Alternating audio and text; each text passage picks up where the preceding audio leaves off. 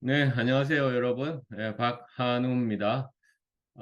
제가 오늘 방법론과 관계해가지고, 선생님들한테 무언가 말씀을 해달라는 요청이 있어서, 무엇을 할 것인가라고 좀 생각을 하다가, 최근에, 연구 논문 데이터를 중심으로 해서, 사이언스 오브 사이언스, 과학을 과학적 방법으로 연구하는 것에 대한 관심이 한국에서도 높아지고 있어서 제가 이 분야를 오늘 조금 여러분들한테 말씀을 드리려고 해요.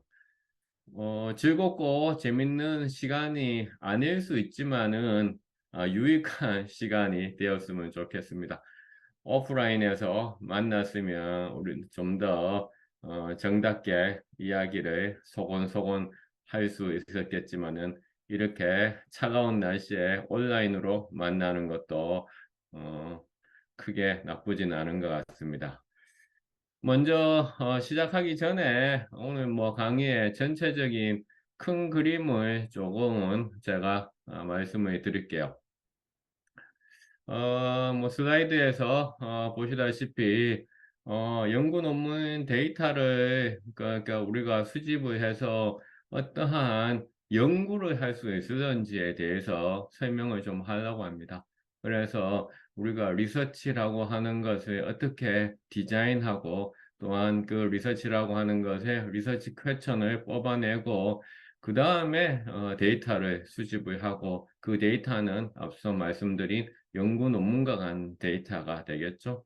그래서 해당 데이터를 가지고 어떻게 우리가 분석을 하고 시각화를 하고 결과 분석을 하고 어떠한 그 도구들을 활용할 수 있는지 등에 대해서 제가 좀 이렇게 크게 말씀을 좀 드리고 유튜브 링크들을 좀 걸어놨는데 좀 더 학습이 필요한 경우들이 많기 때문에 유튜브를 통해서 여러분들이 보충 학습들을 좀 하시면 좋지 않을까 생각을 합니다. 그리고 제가 이제 또 앞서 말씀 드렸듯이 이 전체적인 큰 과정을 오늘 뭐 시간은 2시간 잡았는데 2시간 네, 사실은 뭐냐 우리가 좀 길다면 길고 짧다면 짧은 시간인데 좀 뒷부분에서 뭐 실습을 할 수 있다면 좀 또 실습을 또 하는 시간을 또 갖도록 하겠습니다. 일단 전체적인 큰 그림 그리고 최근에는 뭐 저희 영남대학교도 마찬가지시겠지만은 외국인 대학원생들이 국내 대학원생들보다 훨씬 더 많아지는 관계로 제가 내용을 좀 약간은 외국인들도 잘 이해할 수 있을 정도로 외국 영어 사례들을 좀 넣었습니다. 그래서 한 절반 정도는 또 영어 논문 사례를 가지고서 또 설명을 좀 하려고 합니다. 그래서 뭐 우리 또 외국인 대학원생들이라든가 뭐 외국인 학자들이 또 있으니까 그렇게 해서 진행을 하려고 하고요. 질문은 뭐 언제든지 하시면 됩니다. 뭐 특별하게 제 강의 끝나고 질문을 하실 필요는 없고요. 궁금하면 질문하면 되고 질문하면 제가 추후에 설명할 내용이다라고 또 말씀드릴 수도 있고 지금 당장 제가 답변을 드리겠습니다라고 할 수도 있고 뭐 제가 상황에 따라서 판단을 하겠습니다. 질문하시는 분은 그냥 무작정 질문하시면 됩니다. 고민하지 마시고 그래야 저도 좀 덜 지겨울 것 같습니다. 왜냐하면 이거 사실은 온라인으로 여러분들을 만나는 것이 이게 지금 저는 컴퓨터 모니터만 보고 있거든요. 지금 얼굴은 하나도 안 나오게 보고 있습니다. 그렇다 보니까 질문을 좀 해주면 오히려 좀 덜 심심할 것 같다는 생각이 듭니다. 그리고 오늘 이 강의를 하게 된 것은 대구대학교 재활심리학과에 제가 아마 7, 8년 전에 오프라인으로 한번 네트워크 분석을 강의한 적이 있었는데 아마 그것이 인연이 돼서 저한테 또 요청을 하신 것 같아요. 그래서 제가 뭐 우리 같은 경산에 또 있고 하니까 기꺼이 제 요청을 수락을 했습니다. 모쪼록 유익한 시간이 되면 좋겠다는 생각을 좀 하면서 시작을 좀 하겠습니다. 저는 영남대학교에 2003년도부터 있었어요. 그러니까 벌써 20년이 이제 됐고요. 뭐 영남대학교에 있지만은 전 사실은 뭐 경상이라든가 혹은 뭐 국내에서 학술적인 활동은 그렇게 많이 하지는 않습니다. 오히려 뭐 사회적인 활동은 지역을 중심으로 대구 경북을 중심으로 하는데 학술적 활동은 주로 그러니까 글로벌하게 좀 활동을 하는 편이고요. 그러니까 지역 사회에서는 커뮤니티 활동들을 좀 하고 있는 그런 이제 입장인데요. 그렇다 보니까 이제 제가 지금 하고 있는 이제 학술지 하고 있다는 의미는 제가 치프 에디터를 맡고 있는 것이 이제 있는데요. 이제 이거는 퀄리티 앤 퀀티티 해서 부제가 인터내셔널 저널 오브 메소로지 해서 스프링거라고 하는 글로벌 출판사에서 나오고 있는 건데요. 이 퀄리티 앤 퀀티티의 편집위원장을 제가 2020년부터 맡고 있습니다. 과거에는 웹 오브 사이언스, SSCI 학술지였는데 이게 학술지가 웹 오브 사이언스에서 탈락을 하면서 편집위원장을 교체를 하게 되었고 편집위원장을 교체하면서 저한테 좀 맡아달라고 해서 제가 맡게 되었습니다. 뭐 일종의 구원투수처럼 제가 이제 투입이 돼서 지금 2020년도부터 시작했으니까 벌써 4년째가 이제 되어가고 있는데, 뭐 좀, 인용수는 제가 맡고부터 다시 올라오고 있는데, 좀 두고 봐야 될 것 같습니다. 스프링거라고 하는 워낙 큰 대형 출판사에서 하다 보니까 시스템은 뭐 잘 되어 있습니다. 대한민국의 학술지는 사실은 학회가 그러니까 셀프 퍼블리싱 하는 시장이라면 글로벌한 우리 관점에서 본다면 학회가 주도하는 것보다는 그러니까 퍼블리셔들 출판사가 주도를 하고 있죠. 그러니까 스프링거라든가 엘스비어라든가 루트리지라든가 테일러 앤 프란스라든가 이런 이제 뭐냐 퍼블리셔가 결국은 이 학술지 시장을 주도하고 있다. 그래서 그거에 대한 물론 면밀하게 좀 이제 파악하는 것이 이제 여러분들 이제 좋을 것 같습니다. 그 다음에 이제 저널 오브 컨템포러리 이스턴 에이시아라고 하는 요 학술지는 제가 뭐 거의 소유하고 있다 싶어 하는 건데요. 그 이야기는 이제 이게 그러니까 원래는 이제 오스트리아에 있는 아시아 학회 그러니까 해서 오스트리아 아시아 학회 그러니까 오스트리아 유럽에서 아시아학을 연구하는 사람들이 만들어낸 학회에 있는데 이 학술지가 상당 부분 잘 운영이 되고 있었는데 유럽의 재정 상황이 안 좋아지면서 그러니까 이 학술지가 좀 운영하기 힘들어져서 그래서 제가 그것을 이제 코 에디터를 하고 있었는데 당시에 그러니까 공동 편집위원장을 하고 있었는데 이제 제가 이것을 소위 말해서 이제 어 제가 맡아서 하겠다 하고 이제 그 학회로부터 제가 그걸 모든 걸 이제 판건하고 다 그걸 넘겨받았죠. 그러니까 저널 오브 컨템포러리 이스턴 에이시아 그리고 나서 제가 이것을 이제 스프링거가 아니라 스코프스. 그러니까 스코프스, 우리가 지금 양대 데이터베이스가 웹 오브 사이언스하고 스코프스지 않습니까? 오늘 주제인 바로 요 연구 논문 요 데이터를 관리하고 있는 것이 그러니까 웹 오브 사이언스하고 스코프스가 두 개 양대인데 스코프스의 등재를 제가 시켰죠. 그래가지고 지금은 스코프스 학술지이고 1년에 두 번 나오고 있습니다. 그 다음에 요즘 요 저널은 아직 그러니까 제 1호 창간호가 나오진 않았는데요. 요 학술지는 제가 최근에 이것도 제가 이제 만들었는 건데요. 리서치 아웃풋 쉐어링 에즈 에셋이라고 해가지고 일종의 탈중앙화된 인터넷 모델을 가지고서 우리가 학술지를 해야 되겠다 해서 시작을 했습니다. 뭐 오늘은 뭐 요 로사에 대해서는 잘 크게 말씀드릴 시간은 없을 것 같고 관심 있으신 분들은 한번 검색을 해보시면 이 로사가 어떤 학술지 모델을 하면서 기존의 이러한 전통적인 퍼블리싱 시장에서 어떻게 새로운 모델을 만들 것인가에 대해서 우리가 제시하고 있는 것을 볼 수 있습니다. 영남대학교에서는 제가 2010년경에 요 사이버 감성 연구소라고 하는 것을 만들어서 영남대학교에서 인터넷과 뉴미디어와 관계된 연구들을 하고 있고요. 그다음에 빅로컬 빅펄스라고 하는 거는 제 연구실 랩 이름입니다. 그래서 우리가 데이터를 흔히들 펄스라고 이렇게 얘기합니다. 특히 OECD에서 데이터는 사회의 심장 박동 소리와 같다. 다시 말해가지고 우리 사회에 신호를 주는 것이다. 펄스. 그래서 OECD에서 애초에 이 빅데이터는 바로 펄스다라고 이야기했습니다. 그래서 제가 이제 그 빅데이터를 빅펄스로 저도 표현을 하고, 그 다음에 제가 지방대학에 있고, 저는 뭐 이 커뮤니티 문제에 상당 부분 관심이 많기 때문에 특히 로컬 커뮤니티에, 그래서 이제 빅로컬 빅펄스로 제가 랩 이름을 정해서 뭐 그런 쪽으로 활동을 하고 있습니다. 뭐 다른 이런 활동 사항에 대해서는 뭐 오늘은 제가 시간이 또 부족할 수 있으니까 넘어가도록 하겠습니다. 이건 제 유튜브 주소 제가 링크 해놨고요. 그 다음에 이제 뭐 오프라인 강의할 때는 이 사진으로 바로 찍어서 제 유튜브로 들어오면 됩니다. 라고 해서 제가 안내하고 있습니다.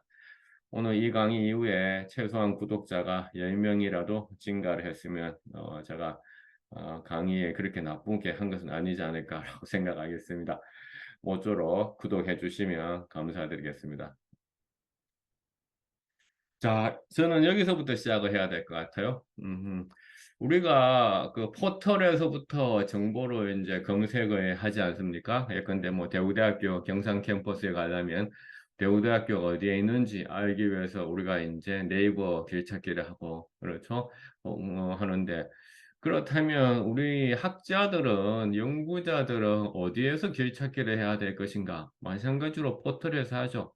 그 해당 포털 가운데서 가장 많이 사용하고 있는 것이 이제 바로 이제 구글에서 만든 구글 이제 스칼라가 되겠죠. 이 구글 스칼라를 저는 이제 좋아하는 것은 구글 스칼라의 그러니까 성능, 다시 말해서 연구 논문을 찾아주는 성능 때문에 좋아하는 것도 있지만은 저는 무엇보다도 이 구글 스칼라의 그 캐치프레이즈를 상당히 좋아합니다. 캐치프레이즈가 뭐냐면은 거인의 어깨 위에 서라라고 얘기해 놨어요. 이때 이제 거인이 누구일까라고 이제 한 번이라도 좀 생각을 해보셨는지 궁금한데요. 거인 반대만 난장이.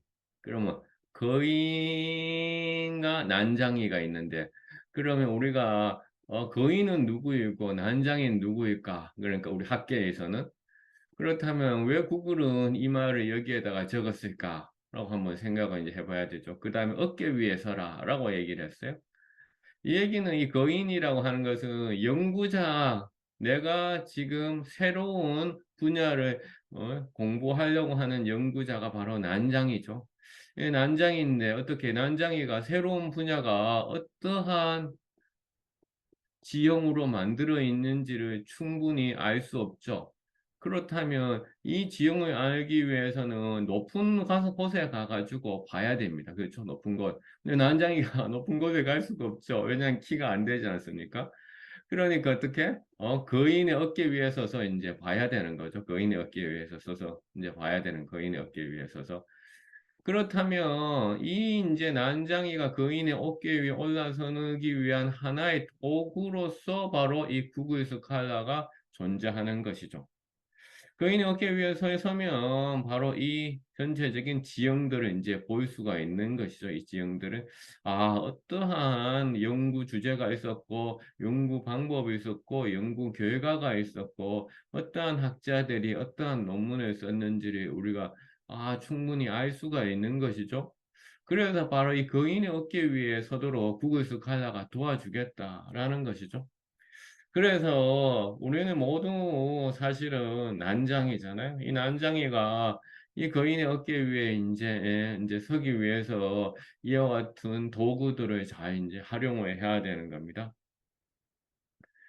그리고 이제 이 구글 스칼라는 논문만을 이렇게 이제 검색해 주는 것은 아니라, 그러니까, 여기 보면 뭐 케이스로 해가지고 이제 판례 같은 것도 하는데, 이 부분은 그렇게 많이 사용하진 않아요, 사실은요.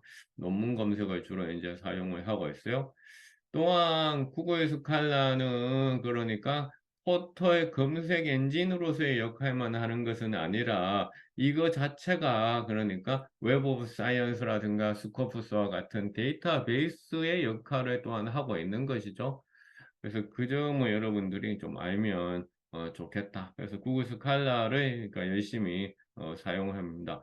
국내에도 네이버에서 학술 검색이라고 하는 것을 만들었지만은 제 뭐 유튜브 동영상에 찾아보시면 네이버 학술 검색에 대해서 제가 코멘트 했는 것이 있는데요. 아직까지 성능이 너무나 미비해서 이 네이버 학술 도구를 사용해서 우리가 이 거인의 어깨에 위에 올라갈 수 있을까? 조금은 걱정스럽습니다. 그러니까 그 어깨의 어깨 위에 올라가기 위해서는 더 좋은 도구를 사용해야 되겠죠?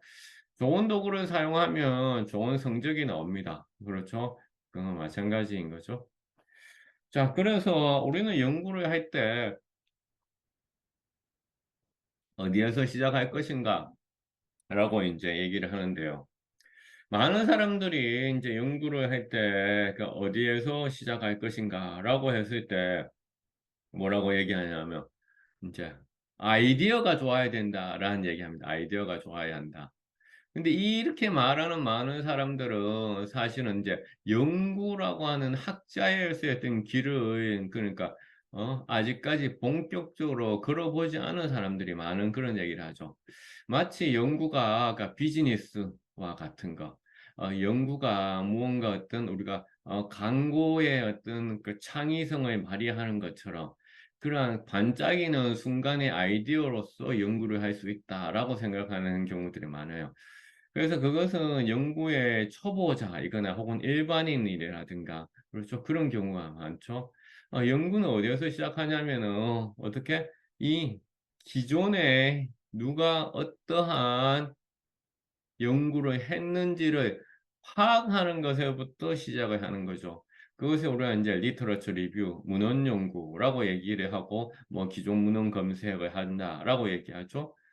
이 기존 문헌 검색을 위해서 바로 이러한 구글 스칼라와 같은 도구들을 사용을 하고 있는 것이고요. 그래서 이러한 그 기존 문헌 연구를 통해서 우리는 이 지형에서 사람들의 빈틈들을 찾아가지고 그 빈틈들에 대해서 메꾸어 나가는 작업을 사실은 하는 것이지 내가 갑자기 이러한 기존의 연구 체계를 다 망가뜨리는 무언가 파괴적인 혁신적인 아이디어를 가져오는 것이다 라고 생각하시면 이것은 큰 오해입니다. 그러니까 연구라는 것은 빈틈을 메꿔 나가는 장이다. 그렇다면 그 빈틈을 알려면 당연히 기존에 있는 리터러처를 잘 검토를 하거나 혹은 기존의 리터러처를 잘 리뷰해 줄 수 있는 더 나은 연구자들의 강의를 듣고 혹은 더 나은 연구자로부터의 멘토링을 받아야 되겠죠. 그랬으면 훨씬 더 본인이 스스로 좋은 연구자라고 되어갈 수 있는 거죠.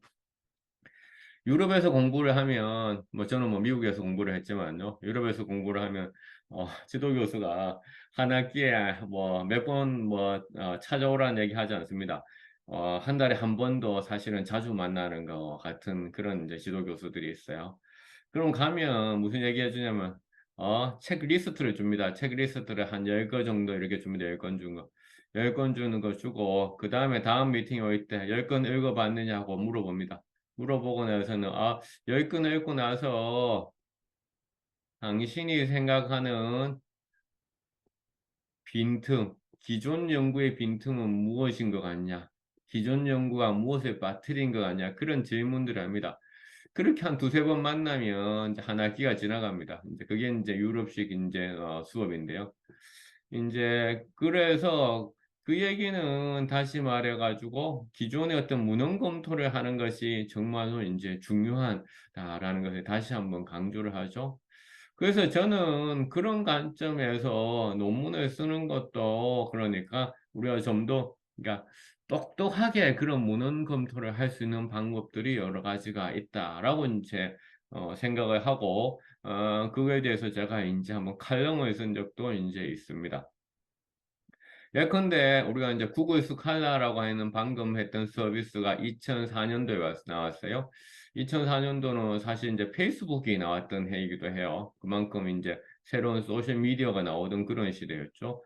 마이크로소프트에서도 구글에 뒤질 수 없으니까 아카데믹 서치라고 하는 것은 2006년도에 나왔어요.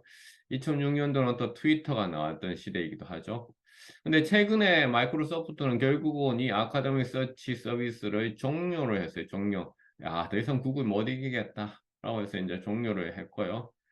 그래서 이러한 우리가 학계의 포털들이 이제 구글 스칼라로 거의 이제 우리가 정리가 됐죠. 그런데 최근에 새로운 또한 이런 1세대 학술 정보 검색 포털을 뛰어넘는 것들이 좀 나타나고 있어요. 그것은 또 하나 제가 최근에 가장 많이 이용하고 있는 서비스인데요. 시멘틱 스칼라라고 합니다. 시멘틱 스칼라라고 하는 것은 여기 인공지능을 위한 알렌 연구소에서 만들었는데요. 그래서 여기 보면 알렌 인스티튜트 for Artificial Intelligence. 그래서 AI, 이니셜이 AI, 그 다음에 AI가 두 번 사용이 되어서 AI 뭐 더블 이렇게 축약해 버리기도 하는데요.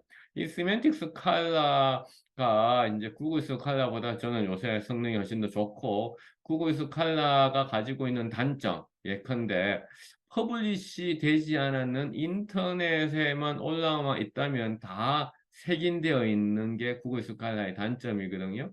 그러나 이 알렌 연구소의 세멘틱 스칼라는 최소한 학술지에 퍼블리시 되어 있는 것들 혹은 리포지토리 저장소에 제대로 되어 있는 것들을 주로 이제 갖고 옵니다. 이렇다 보니 시멘틱 스칼라가 더 이제 우수하고 그다음에 시멘틱 스칼라의 여러 가지의 서비스들이 있습니다. 그래서 이 시멘틱 스칼라를 저는 이제 최근에 많이 이제 쓰고 있고요. 또한 그 인용 방식, API 양식 방식들을 또한 보여주고 있기도 합니다. 그래서 시멘틱 스칼라가 지금 약 2억 개의 논문을 세계하고 매달 800만 명이 이용 중이다라고 하는 거죠.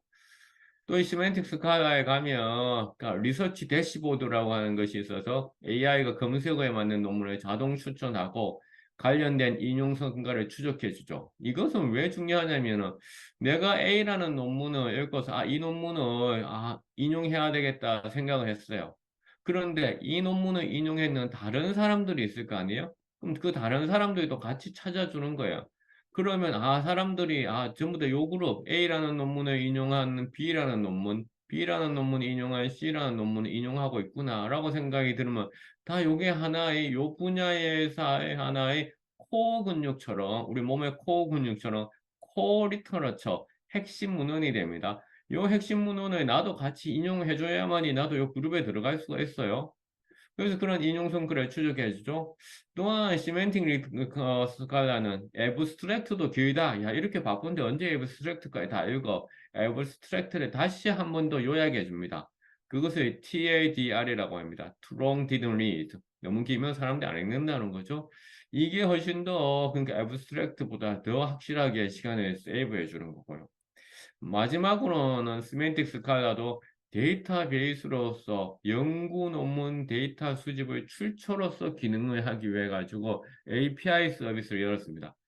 API 서비스라는 것은 소프트웨어가 자동으로 데이터를 수집할 수 있도록 내 서비스에 그러니까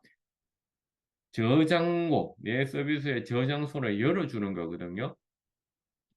그래서 우리나라에 그러니까 과학기술정보연구원 있죠. 키스티 같은 기관이 있어요. 과학기술정보연구원. 여기는 이제 과학기술과 한계되는 정보들을 모아하는 기관이잖아요. 요 키스티 같은 경우에도 학술 문헌에 그러니까 최적의 알고리즘을 찾기 위한 그러한 국가적인 프로젝트, 엄청나게 예산이 많이 드는 국가적인 프로젝트도 이 세멘틱 스칼라의 데이터를 가지고 활용을 했다라고 얘기하더라고요. 이유가 뭘까? 세멘틱 스칼라 API가 너무 좋아. 그 다음에 세멘틱 스칼라가 이 정도 2억 개의 논문을 다 보여주고 있어. 세멘틱 스칼라가 그러니까 인공지능을 통해 가지고 그러니까 여러 가지의 데이터들을 무료로 주고 있어. 그래서 키스티도 우리나라 기관인데도 불구하고 KCI를 이용하지 않고 세멘틱 스칼라. 또 KCI 데이터를 하면 단점이 뭐냐면 먼저 국내 논문들이 한정되고 둘째 개인정보 문제들에서 여전히 자유롭지 않다라는 그런 문제들이 이제 보이는 거죠. 그래서 이러한 논문 작성에서 우리는 이러한 그 도구들을 이제 활용을 하면 좋지 않을까라고 생각을 합니다. 그래서 여기 지금 링크에 가면 여러분들이 이제 방금 말씀드렸던 요 칼럼을 좀 더 내용들을 이제 볼 수 있어요. 그래서 여러분들이 한번 좀 관심을 가지고 뭐 짧은 칼럼밖에 안 되지만은 스마트한 논문 쓰기를 어떻게 하는지에 대해서 도구를 어떻게 잘 활용할 관점에서 좀 가면 좋지 않을까 생각을 합니다. 자, 자, 구글 스칼라 또한 자기 자신의 구글 스칼라를 지금 그러니까 만들어 놓지 않은 사람들이 있다면 지금 오늘 강의하고 나서 당장 좀 만들었으면 좋겠어요. 그러니까 구글 스칼라가 여러분들이 가지고 있는 프로파일을 다 이제 정리를 해서 또 보여주고 있잖아요. 그래서 여러분들이 구글 스칼라에서 자기의 학교 주소 반드시 진짜 일반 상업 이메일 주소가 아니라 학교 주소로 그러니까 인증을 하면 여러분들이 이제 구글 스칼라 홈페이지를 가고 이렇게 되면 구글 스칼라가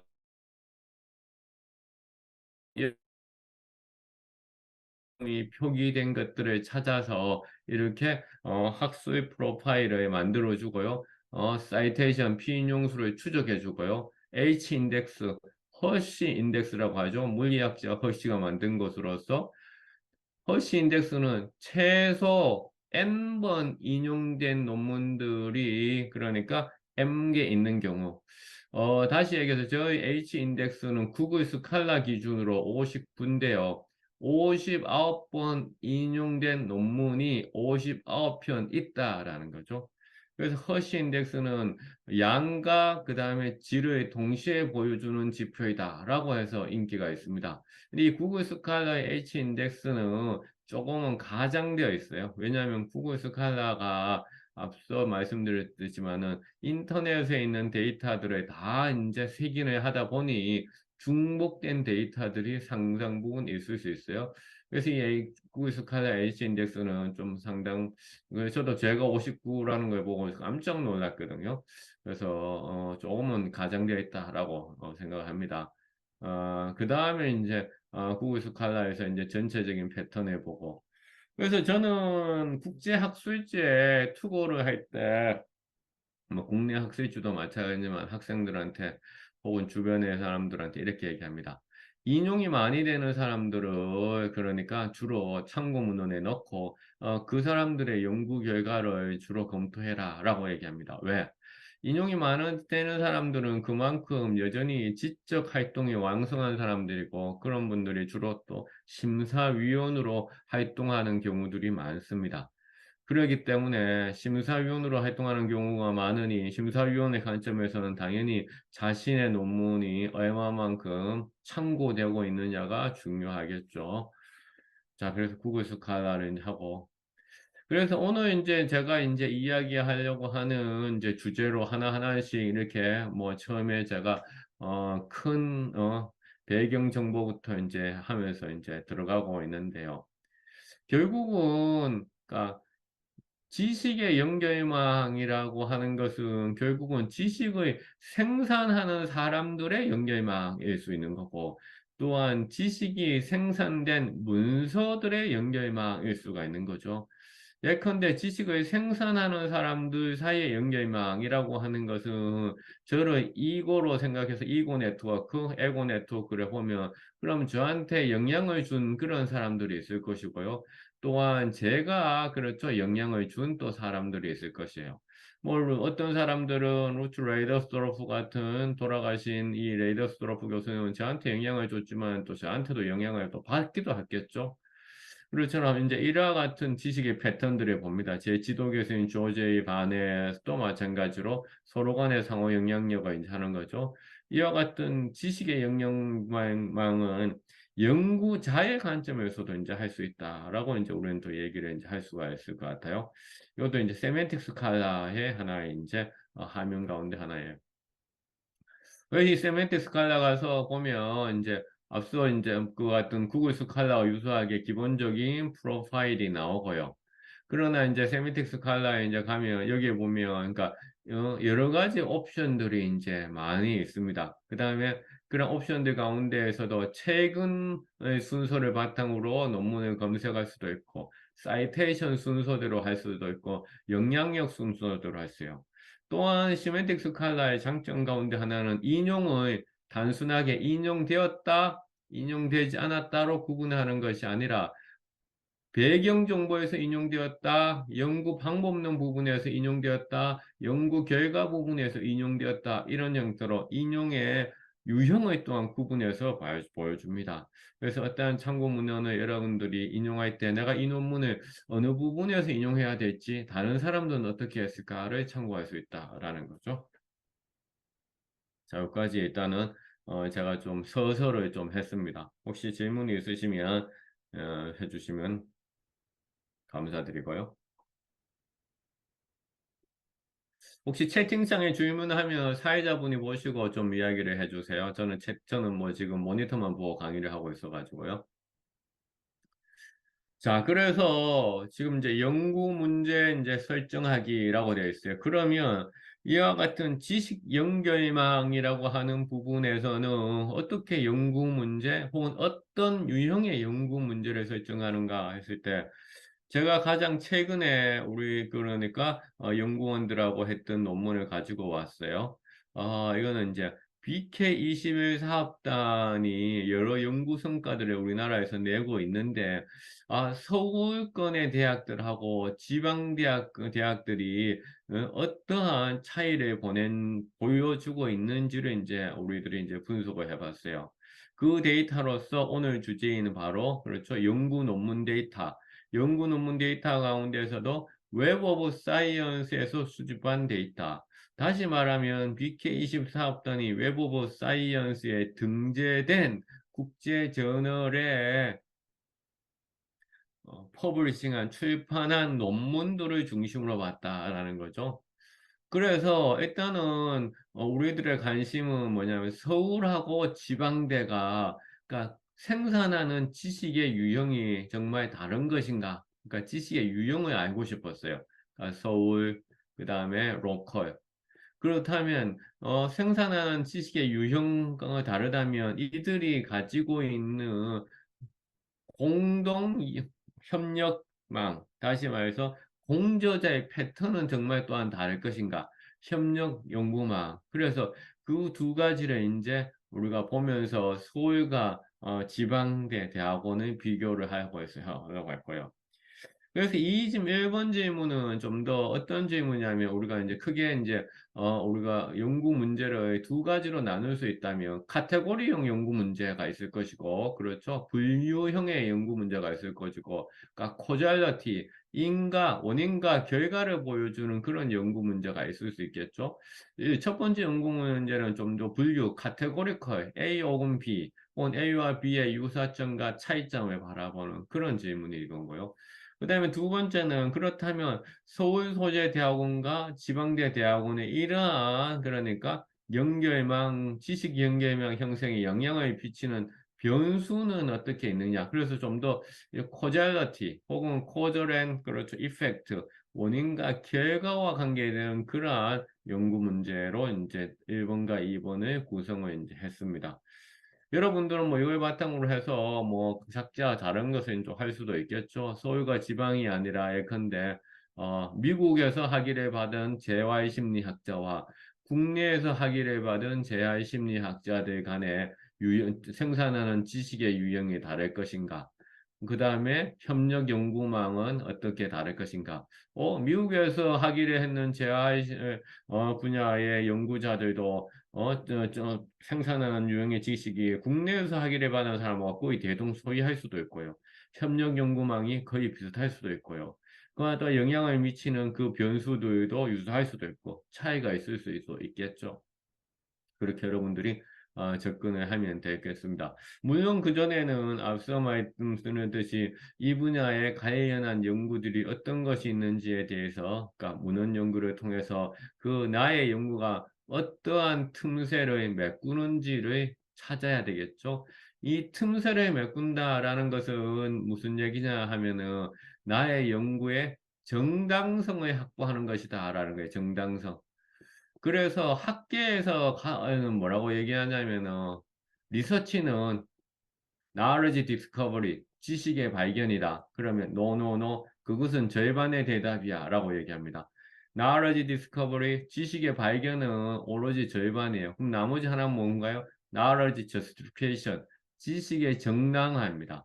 내 지식이 이 분야에서 왜 인정받아야 되는지를 충분히 디펜스를 해서 내 지식의 결과가 왜 중요한지를 자기가 충분히 정당화를 시켜야 돼. justification.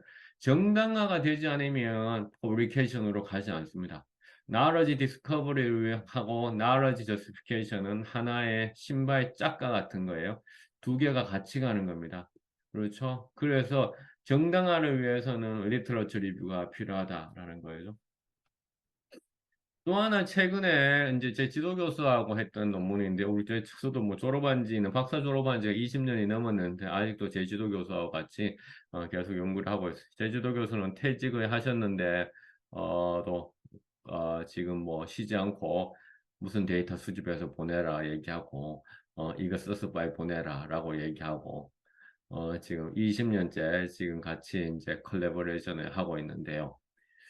이 연구는 어떤 걸 이제 잡았느냐면 저희들이 최근에 이제 지금 진행하고 있는 거 퍼블리시는 되지 않았어요. 이건 뭐 아직까지 국제저널에 투고 이제 우리가 이제 준비를 하고 있는 학술지인데요. 학저널이 학술 논문인데요. 각 분야에서는 뭐 재활학 혹은 뭐냐 이쪽 분야에서 엘리트 스칼라라고 하는 사람들이 있겠죠. 엘리트 스칼라. 소위 말해서 탑 사이언티스트잖아요. 흔히 분야에 상관없이 탑 사이언티스트를 우리는 뭐라고 얘기하냐면 HCR이라고 얘기해요. HCR. HCR은 뭐의 약자냐면 Highly Cited Researchers. 아주 많이 인용되는 연구자. 그러니까 학계에서의 영향력은 그러니까 나의 논문의 피인용수로 결정을 하잖아요.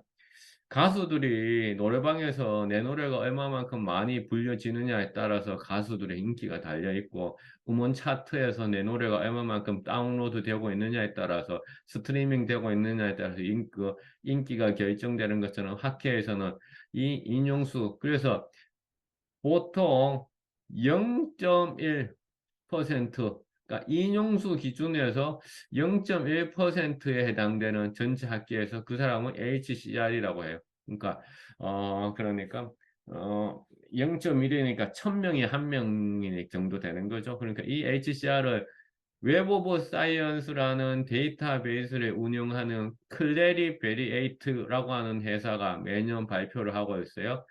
최근에도 지난주인가 클레리베리에이트가 전 세계 HCR을 발표를 했죠. 그래서 HCR 이 사람들은 인용수, 피인용수 기준으로 웹 오브 사이언스 학술지에서 피인용수 기준에서 0.1%인 거죠. 1%도 아니고 0.1%에 해당되는 사람들이에요. 이게 이제 뭐 이제 우리나라에도 이 HCR에 속하는 사람들이 한 100명 좀 안 되고요. 대구 경북에는 경북대학교에 한 2명 있고 영남대학교에 1명 정도 있고 그게 이제 단 거로 알고 있어요. 포스텍은 제가 확인을 안 했는데 그리고 이제 크레딧 베리에이터가 HCR을 이제 하면서 또 뭐냐 이제 엘스비어라고 하는 회사가 0.1% 너무 까다로운 거 아니냐 그래서 0.2% 명단을 이제 발표하기 시작했어요. 엘스비어에서 엘스비어 자기들의 데이터베이스를 가지고서 엘스비어에서 0.2% 명단을 발표하겠습니다. 뭐 저의 자랑인지 모르겠지만 제가 0.1%는 아직 못 들어갔는데 자, 요 0.2%에는 계속 들어가고 있습니다. 그래서 퇴직하기 전에 제가 문과 학자로서 여기 HCR 크레디빌리티 0.1% 명단에 들어가는 게 저희 목표입니다. 여기 HCR 0.1%의 문과 교수들이 한두 명 있습니다. 있는데 저는 아직 RSB와의 0.2% 명단은 제가 꾸준히 들어가고는 있습니다. 이 여기 무슨 얘기하냐?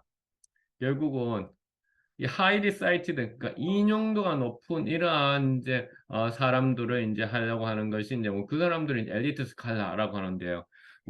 제가 하고 있는 분야가 저는 이제 미디어 커뮤니케이션 분야잖아요. 미디어 커뮤니케이션 분야에 우리는 그런 그 엘리트 스칼라의 기준을 우리 흔히 어떻게 얘기하냐면은 요 분야에서 가장 큰 학회가 있습니다. 세계적으로 가장 큰 학회가 인터내셔널 커뮤니케이션 어소시에이션인데요. 요 인터내셔널 커뮤니케이션 어소시에이션에서 뭐 피인용수라든가 혹은 뭐 피인용수가는 높지 않더라도 그러니까 정성평가, 질적평가를 통해서 또한 연구 결과가 우수하다든가 이런 미디어 커뮤니케이션 분야의 엘리트 스칼라들을 자기들 기준으로 만들어서 요 펠로우라고 하는 것을 이제 주고 있어요. 그래서 요거는 요 미디어 커뮤니케이션 분야에서의 엘리트 스칼라들이 어떻게 지식적으로 연결이 되어 있느냐를 찾아낸 논문입니다. 그런데 요거는 이제 조금 더 고급의 연구 문제를 좀 담았다. 일단 고급의 연구 문제는 뭐냐면은 기존의 지식 연결망의 어떤 앞서 얘기했던 유형만을 찾아낸 것이 아니라 혹은 좀 더 지식의 연결망의 유형을 넘어서서 다른 요인들까지 찾아려고 했었어요. 그래서 이걸 보면 요 미디어 커뮤니케이션 분야의 엘리트 스칼라들이 어떻게 서로 간에 컬래버레이션, 앞서 얘기했듯이 협력하고 있는지, 그럼 서로 간에 또한 협력하는 것만 중요한 게 아니라 우리는 인용하는 것도 중요하잖아요. 그래서 어떻게 인용하고 있는지, 사이테이션 하고 있는지, 그렇죠. 자기들. 그 다음에 인용도 크게 우리가 이제 인용이라고 하는 것을 A라는 논문이 B라는 논문을 이렇게 인용하는 거잖아요. B라는 논문을 A가 그다음 C라는 논문을 또한 인용할 수도 있고요. C라는 논문을 D라는 논문 인용을 할 수도 있잖아. 요게 보면 저희들은 이제 인용이라고 하는데 요게 비블리오그래픽 커플링이라고 하는 거는 뭐냐면은 이제 여기 논문이 A라는 사람이 B라는 논문, C라는 논문, D라는 논문을 인용을 했어요. 요 A가. 그런데 여기 F라는 사람도 그래서 F라는 사람도 B라는 논문을 인용하고 C라는 논문도 인용하고 D라는 논문도 인용했어요. 아, 그렇다면 우리가 여기 A라고 하는 논문하고 여기 F라고 하는 논문, 즉 논문이지만 이 논문의 생산자, 저자를 얘기하는 거죠. 요 A하고 F는 비슷한 참고 문헌들을 지금 인용을 하고 있잖아요. 그렇죠? 그렇다면 비슷한 참고 문헌을 인용하고 있기 때문에 A하고 F는 서로 간에 간접적인 지식 연결망을 가지고 있을 것이다 라고 얘기하는 거죠. 간접적인 공통의 A라는 연구자가 B, C, D한테 그러니까 전화를 했어. F라는 연구자가 B, C, D한테 전화를 했어. 그러니까 A라는 연구자하고 F라는 연구자는 서로가 간접적으로 뭔가 공통적인 사람들한테 전화를 했어. 그래서 이건 전화가 아니라 논문이죠. 인용은 그냥 그렇죠. A하고 F하고 서로 인용하는지, B하고 C가 서로 인용하는지, B와 F가 인용하는지, 이런 것을 얘기하는 거죠. 서로 인용. 그래서 요 엘리트 커뮤니케이션 학자들이 서로끼리 같이 논문도 쓰고, 같이 인용도 하고, 그 다음에 공통의 참고 문헌들도 갖고 있는지를 조사를 한 거죠.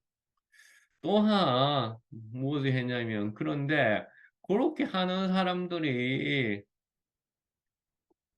민족적인 혹은 인종적인 배경도 비슷한 것인지를 본 거예요.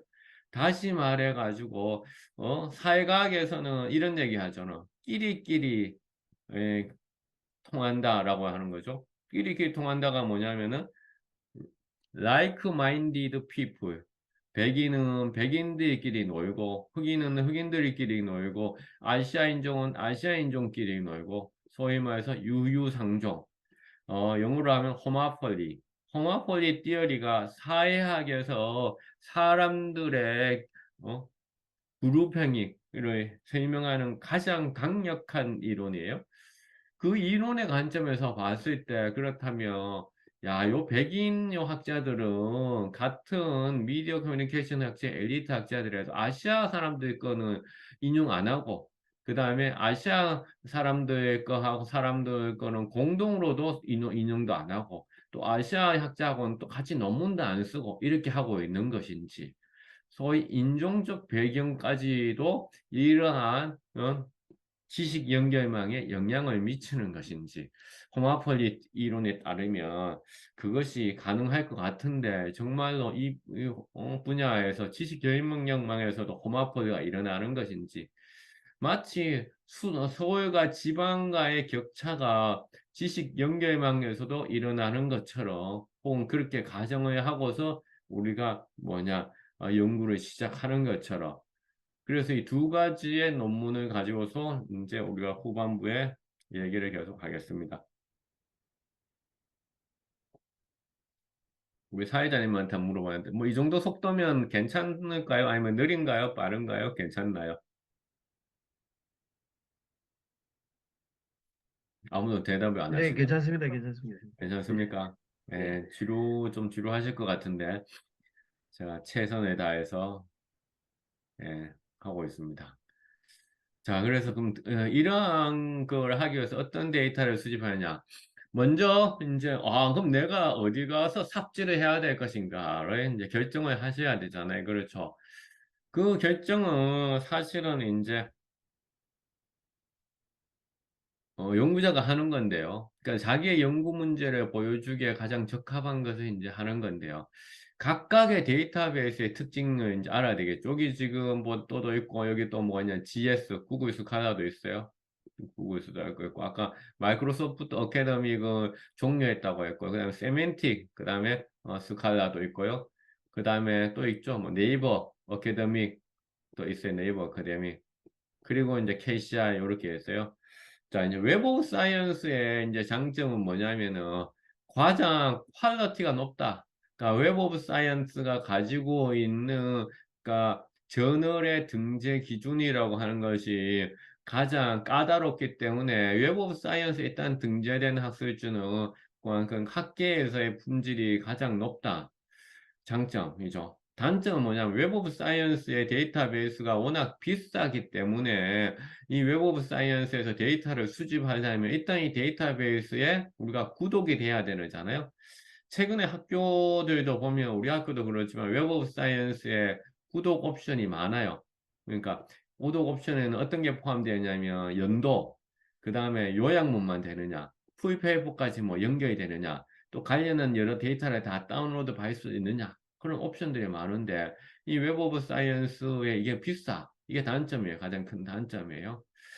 두 번째 단점은 웹 오브 사이언스의 두 번째 단점은 스코프스와 비교해서 이야기를 해야 될 것 같아요. 뭐냐면 스코프스가 품질 유지와 함께 그 다음에 양적인 그러니까 유지도 상당히 잘 하고 있다. 다시 말해서 스코포스에 등재되어 있는데 웹 오브 사이언스에 등재되어 있지 않은 학술지들이 있어요. 제가 아까 전에 치프 에디터 맡고 있는 두 개의 학술지 퀄리티 앤 퀀티티, 저널 오브 컨템포러리 이스트 에이시아 두 개 다 스코포스지만 웹 오브 사이언스 하고 있잖아요. 만약에 그래서 스코프스에 등재되어 있는데 웹 오브 사이언스 안 되어 있으니까 요 웹 오브 사이언스로 하면 내가 지식의 전체적인 지형을 파악하는 데에서 좀 놓칠 수 있는 것이 있다. 여전히 다른 연구자들은 스코프스에도 많이 하고 있거든요. 굳이 웹 오브 사이언스로 해 그러니까 승진, 임용 등을 통해 가지고 반드시 필요한 학자들은 첫째 아시아권의 학자들이에요. 그 다음에 둘째, 최근에는 중동권에 있는 학자들이에요. 중동권에 있는 학자들. 그러나 미국하고 유럽권에 있는 학자들은 승진과 임용에 있어서 아직까지 웹 오브 사이언스에 대한 기준이 그렇게 까다롭지가 않아요. 그러면 스코프스에서도 많이 내거든요. 유명 학자들이. 그러니까 이웹 오브 사이언스의 단점은 이제 그런 커버리지의 문제가 생겨나는 거죠.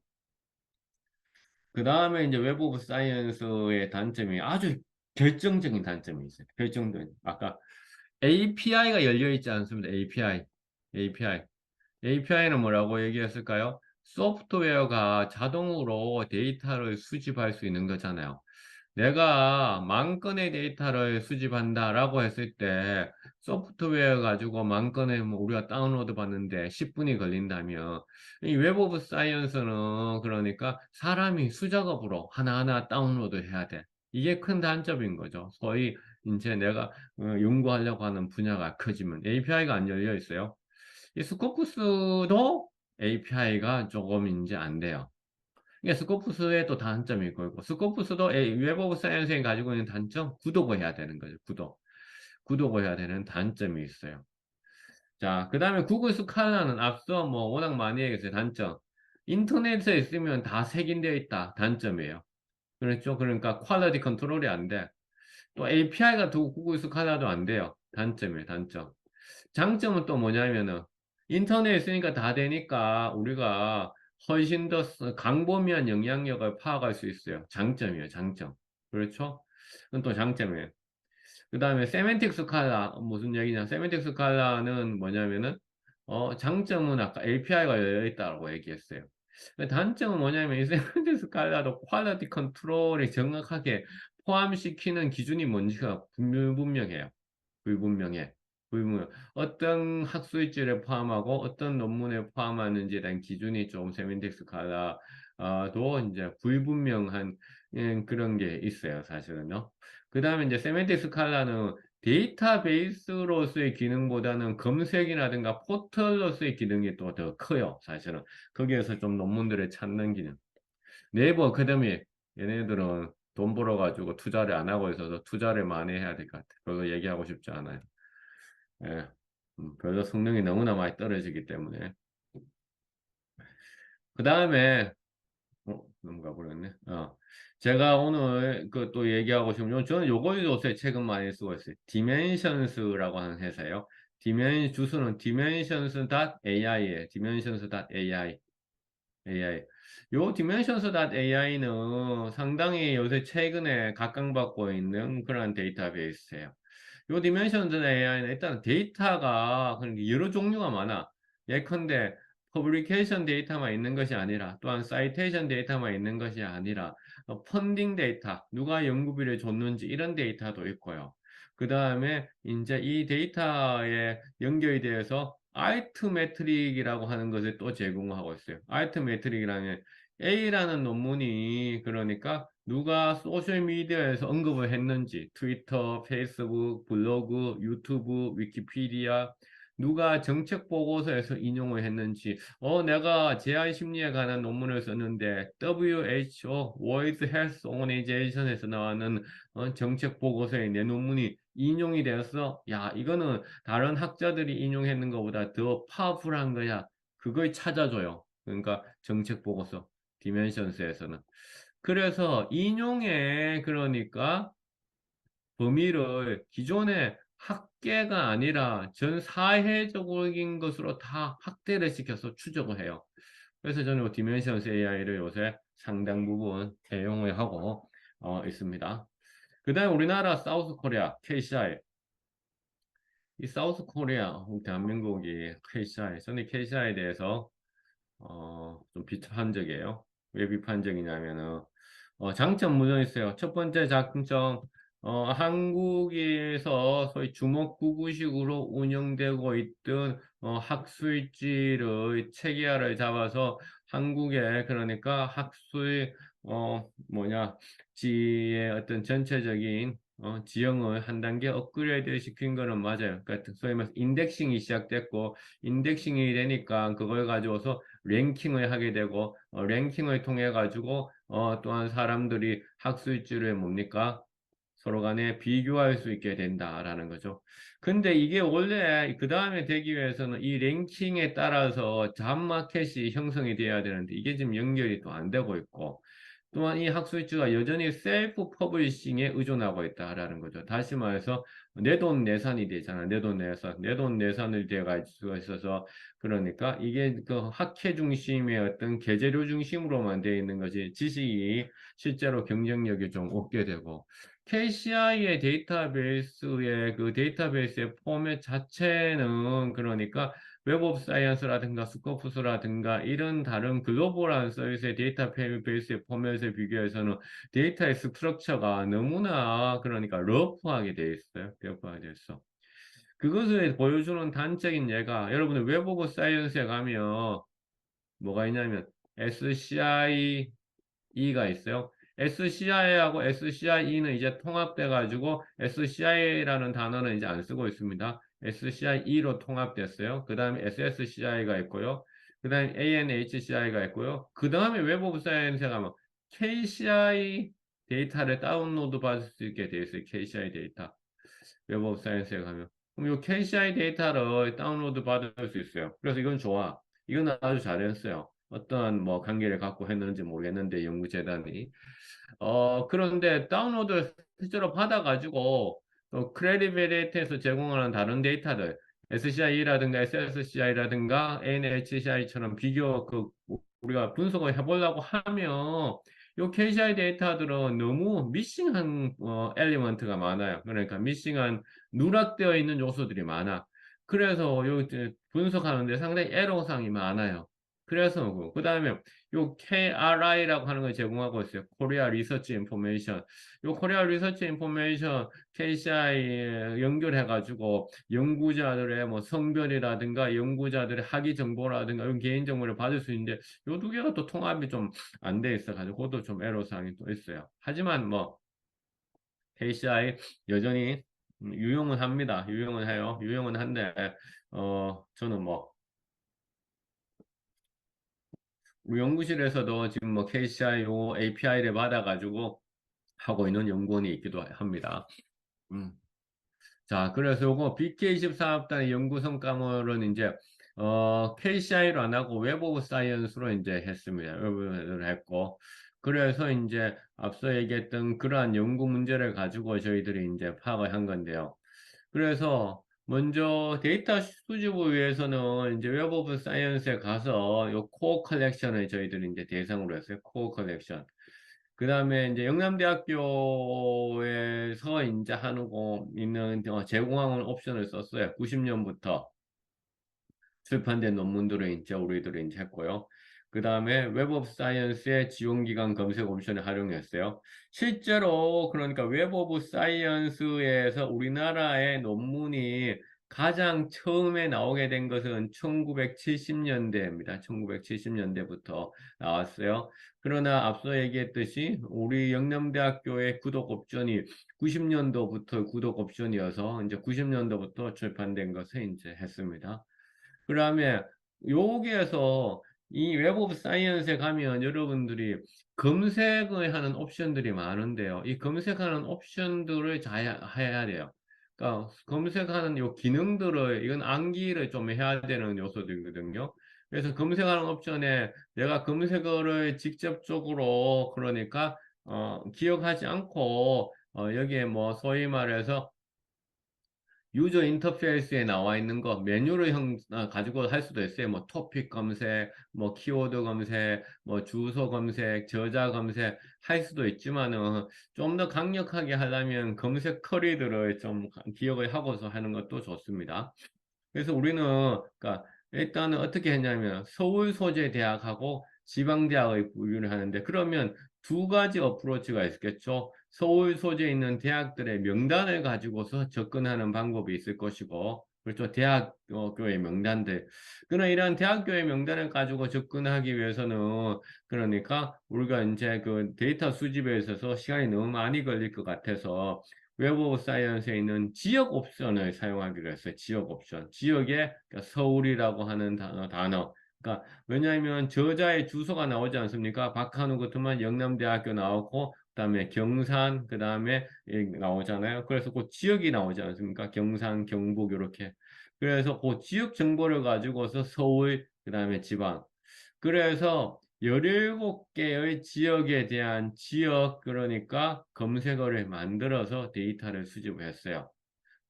그 다음에 이제 데이터를 우리가 뭐 90년부터 다 하면 좋겠지만은, 그러니까 2002년부터 2022년, 20년치에 그러니까 데이터를 이제 수집을 해서 이 논문을 진행을 했습니다.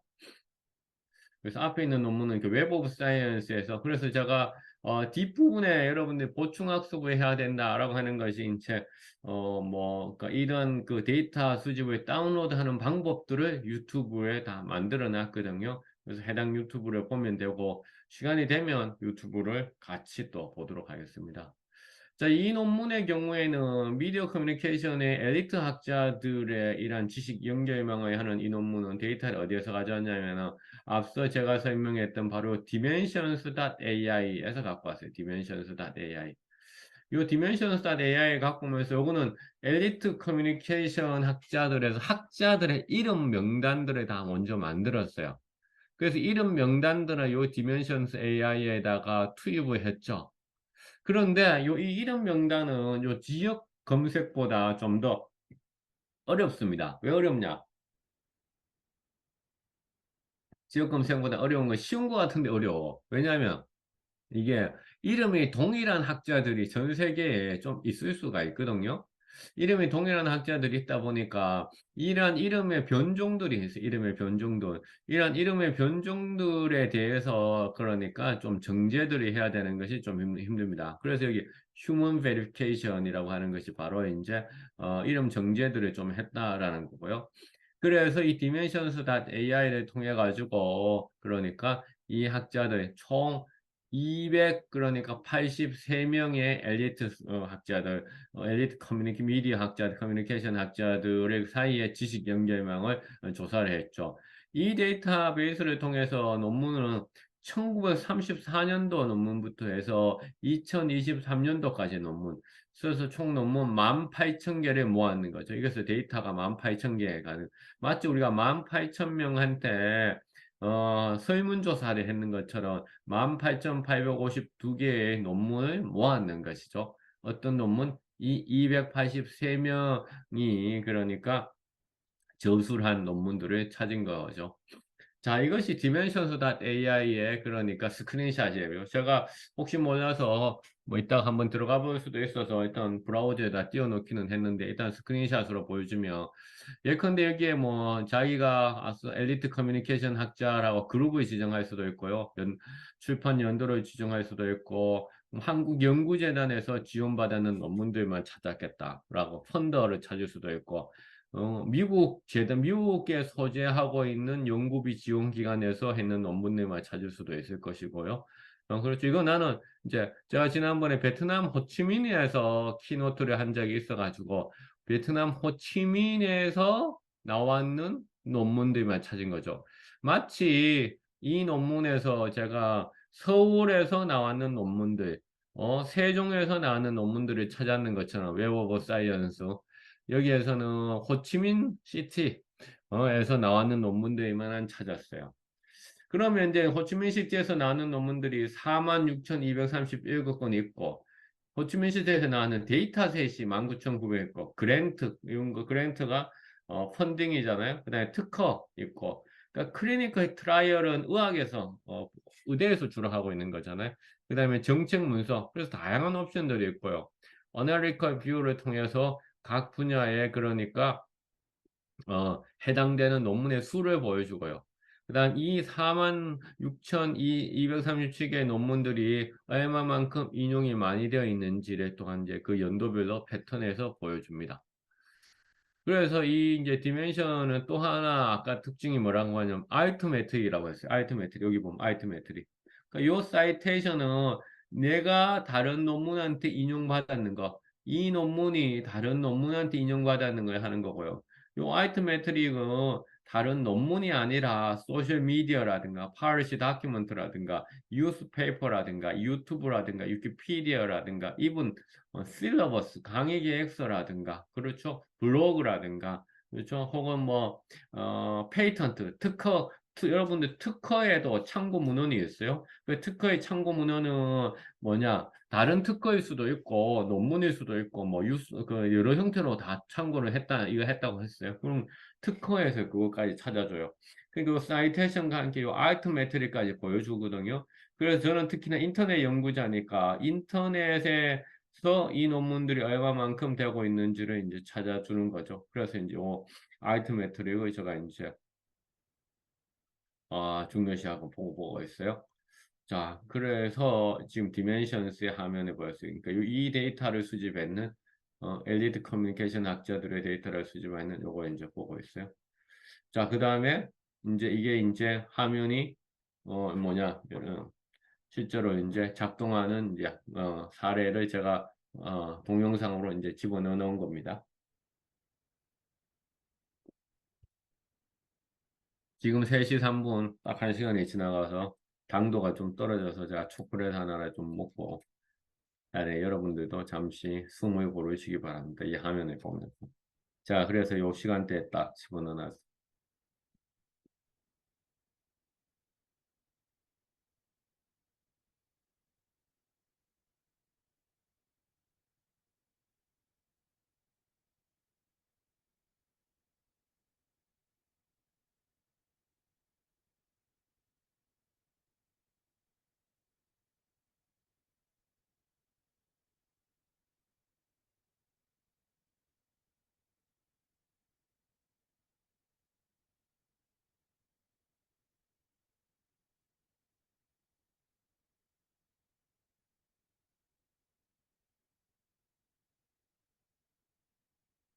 그래서 그 피인용수의 경우에도 이제 디멘션스에 가면 뭐 웹 오브 사이언스에도 물론 뭐 되는 겁니다만 하도 해도 뭐 리센트 사이테이션 최근 2년 동안의 사이테이션 보여주고요.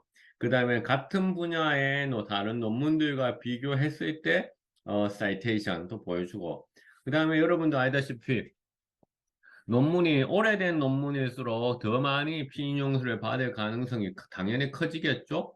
옛날 가수의 노래가 더 많이 사람들한테 노래방에서 더 많이 불려졌을 거잖아요. 총 횟수로 따지자면. 그런 것처럼 논문이 출판 연도에 비교해가지고 상대적으로 이것이 얼마만큼 인용되고 있는지 뭐 그런 값들도 보여줍니다. 물론 그거는 웹 오브 사이언스에서도 되는 겁니다. 데이터베이스까지 이제 이야기를 했어요. 자, 데이터베이스에서 그래서 우리가 데이터를 수집을 해봤다. 그러니까 뭐 웹 오브 사이언스로 할 수도 있고요. 디멘션스 AI도 할 거 있고요. 뭐 구글 스칼라로도 해봤는데 지금까지 데이터 수집해본 저의 경험상 가장 힘들었던 것은 구글 스칼라였습니다. 제가 뭐 힘든 것도 있었지만 제 연구원들이 더 힘들었겠죠. 예. 구글 스칼라가 데이터가 너무 좀 많이 API가 일단 안 되는 거는 진짜 힘듭니다. API가 안 되는 건.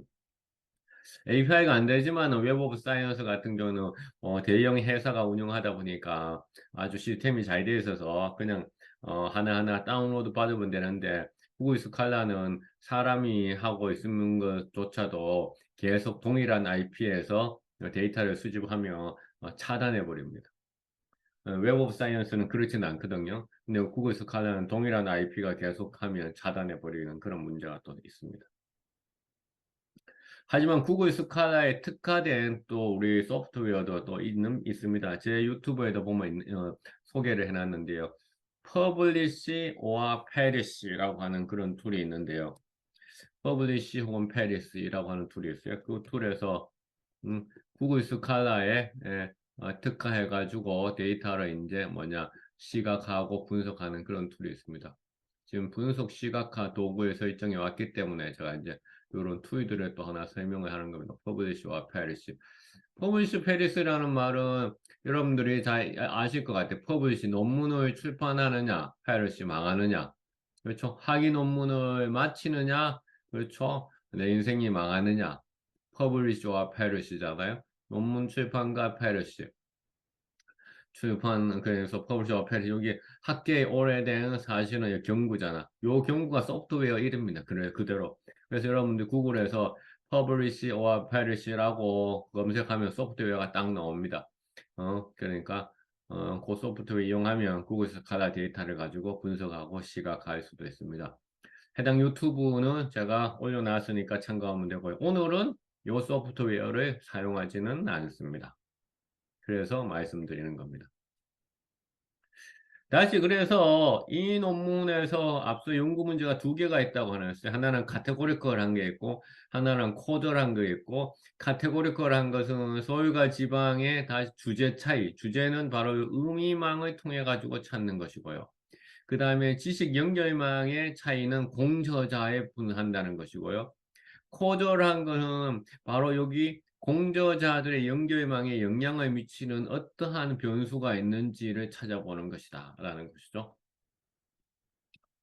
그래서 이제 분석 기법을 보면 여기 첫째하고 둘째는 연구 문제 1과 연관되어 있는 것이고요. 요 셋째의 부분은 코드 셋째하고 그러니까 넷째는 그러니까 연구 문제 2와 연결이 되어 있는 것입니다. 여러분들이 오늘 뭐 네트워크 분석에 대한 강의는 아니지만 이 오늘의 지식 연결망이라고 하는 것은 연결망이라고 하는 단어가 벌써 네트워크라고 하는 것을 벌써 뜻하고 있잖아요. 그래서 본질적으로 네트워크적인 관점에서 우리가 접근을 하고 네트워크 분석의 사용을 한다라고 생각하면 됩니다. 그래서 이 네트워크 분석을 관점에서 이제 통계 분석을 하는 가장 그러니까 대중적인 툴, 하지만 뭐 가장 고급적인 것이고요. 또 가장 어려운 툴 가운데 하나 기법이 바로 ERGM이라고 하는 겁니다. 이건 엑스포넨셜 랜덤 그래프 모델이라고 하는데 소프트웨어가 몇 개가 나와 있고요. 이 논문에서는 우리 연구원 중에 한 명이 파이썬 코드를 아니다, R 코드를 이용했나요? R 코드를 이용해서 EIGM을 이제 한 걸로 제가 기억이 납니다. 요 EIGM이라고 하는 것은 우리가 흔히들 연결망 분석 계열의 해기 분석이다. 그러니까 리그레션이 Y는 A 이꼬르 AX 플러스 B처럼 그렇죠? 독립변수하고 종속변수의 선형관계를 보여주는 것이잖아요. 리그레션 분석이. 요 리그레션 분석이 만약에 우리가 연결망 분석에서 찾아보라면 무엇일까 하고 얘기한다면 바로 EIGM이다 라고 이야기를 합니다. 그래서 요 지금 연구 문제 2를 위해서 이렇게 했고요. 연구 문제 1을 위해서는 이제 우리가 이제 이런 카테고리컬한 혹은 뭐 디스크립티브 혹은 스테이트 오브 아트 한 그런 연구 방법을 이제 사용을 이제 했습니다.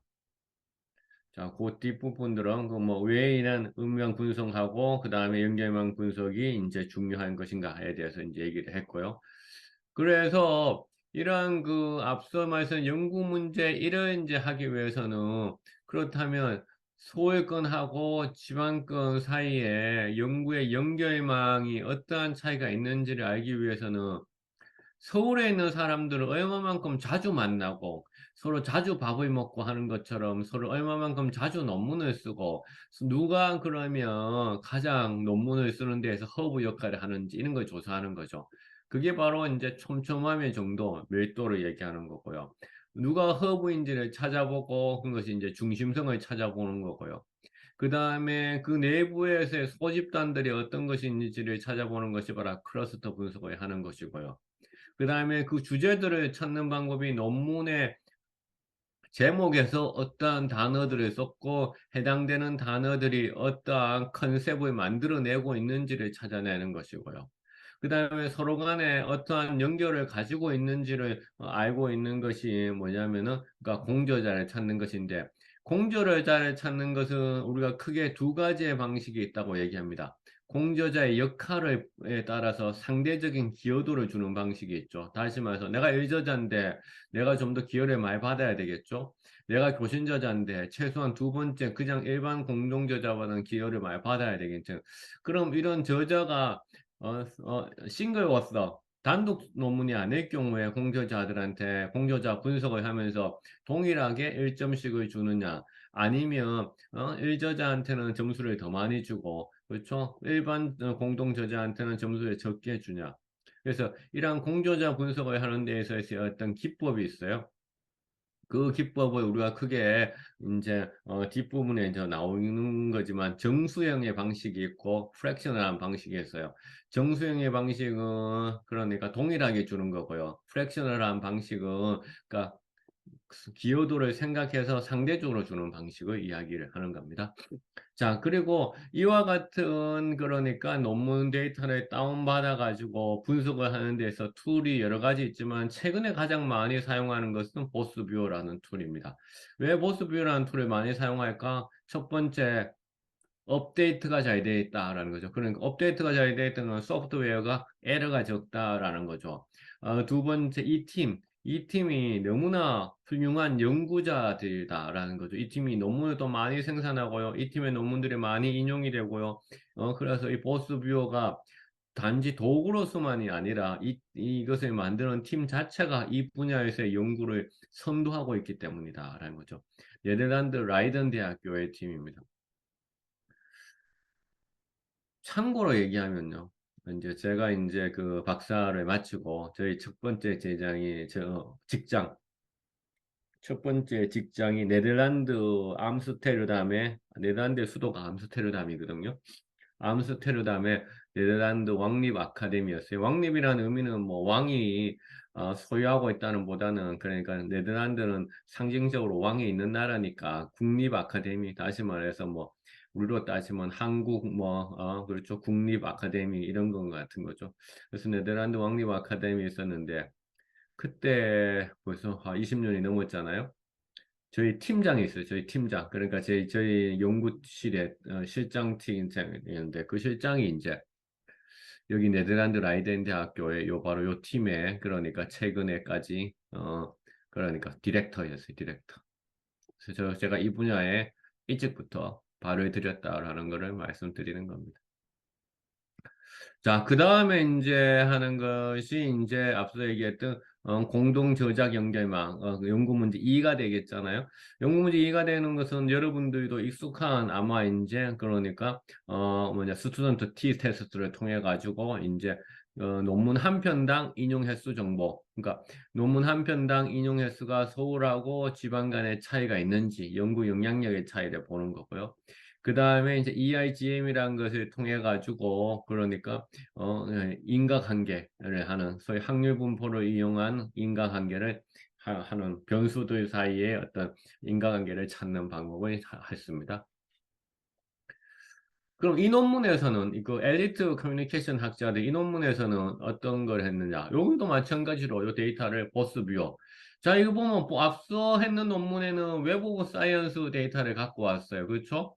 그런데 지금 이거는 디멘션스 데이터인데도 보스뷰어를 사용했어요. 바로 보스뷰어가 이렇게 강력하다는 거죠. 그러니까 보스뷰어는 웹 오브 사이언스 데이터도 처리해요.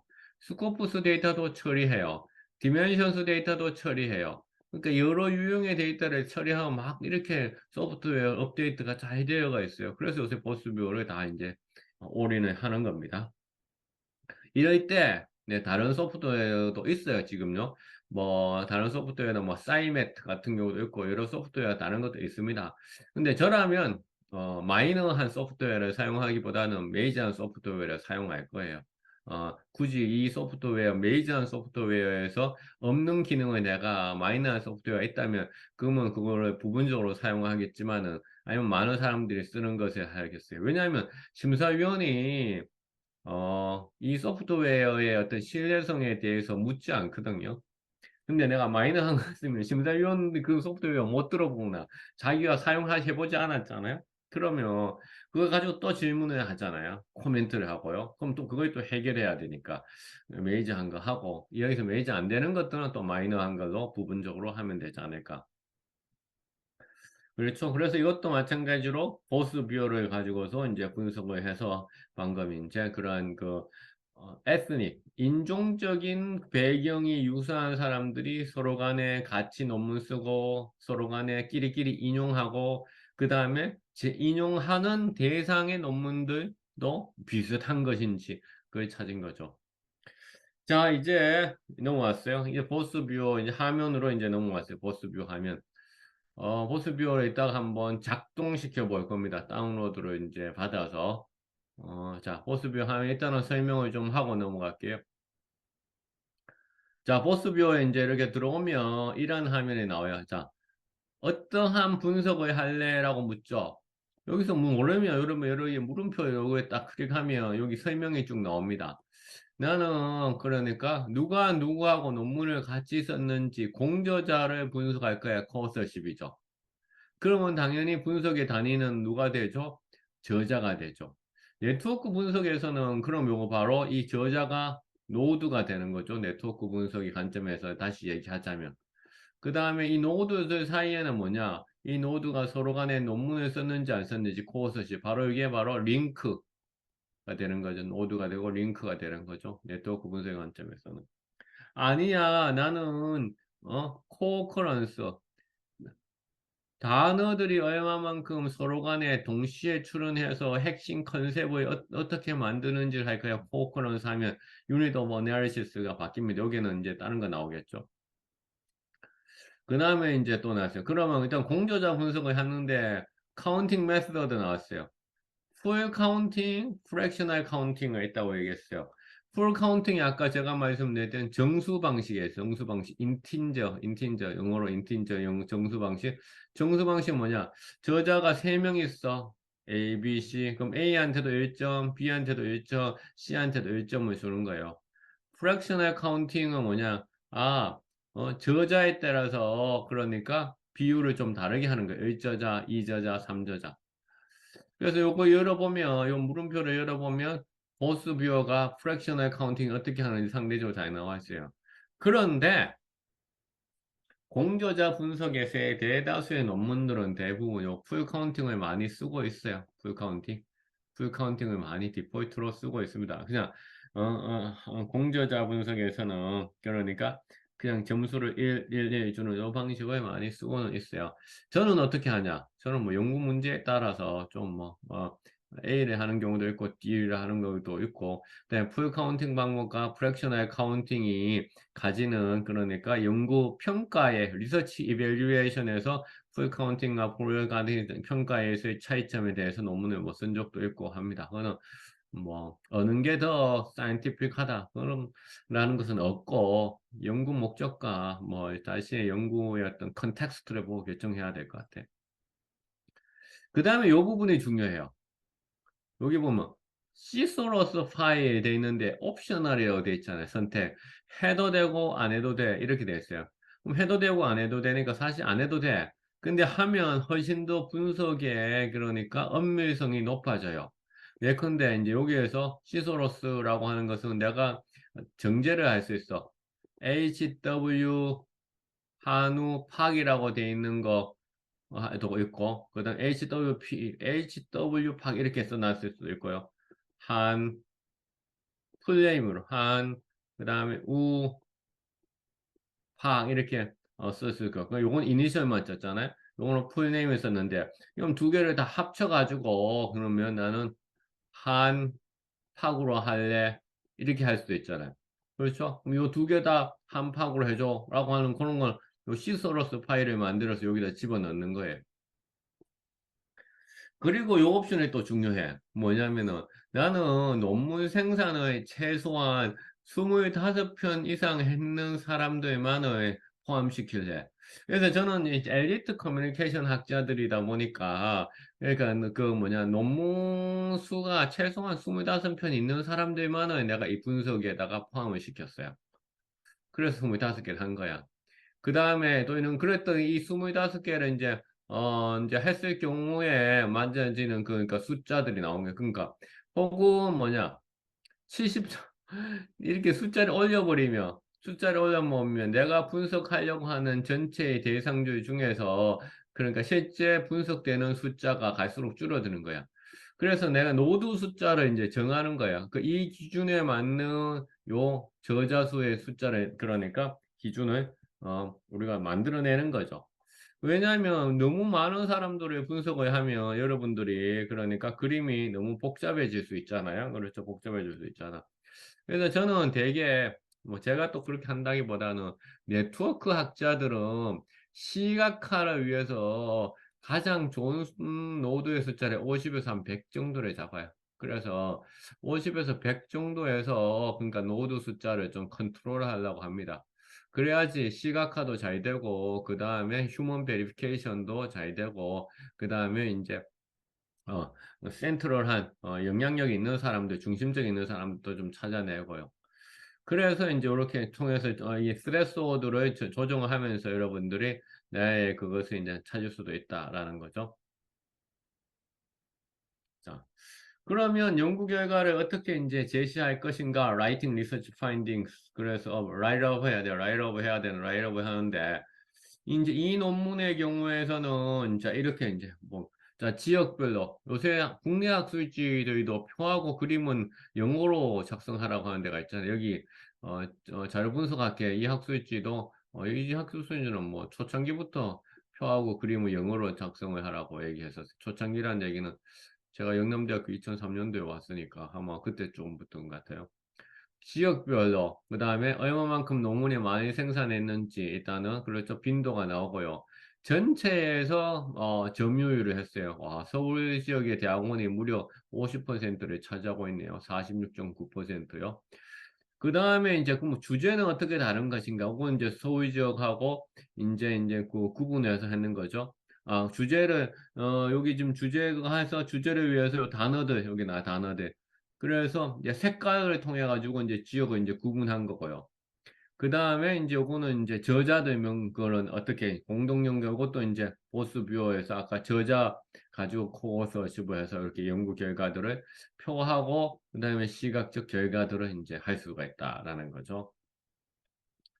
혹은 거기에 간 보스뷰의 요 시각화 옵션에 가면 그러니까 세 가지가 제시하고 있어요. 세 가지 중에서 요거는 이제 덴서티 옵션이라고 해가지고 촘촘한 밀도를 중심으로 해서 보여주는 옵션이에요.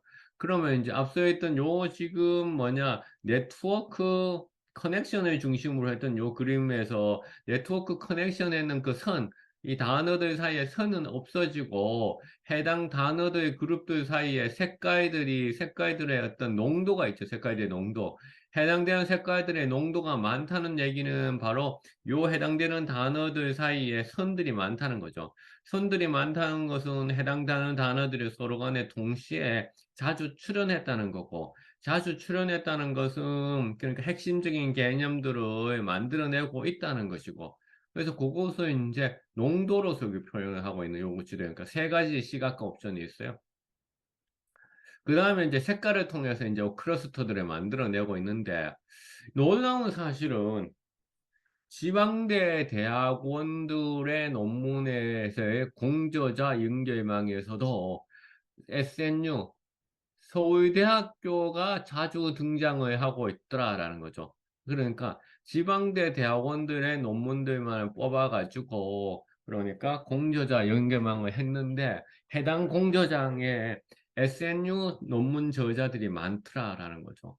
다시 말해서 지방대라고 하는 자체적인 네트워크 임에도 불구하고 SNU의 저자들이 나오면서 SNU가 이렇게 전체적인 공저자에 있어 있으니까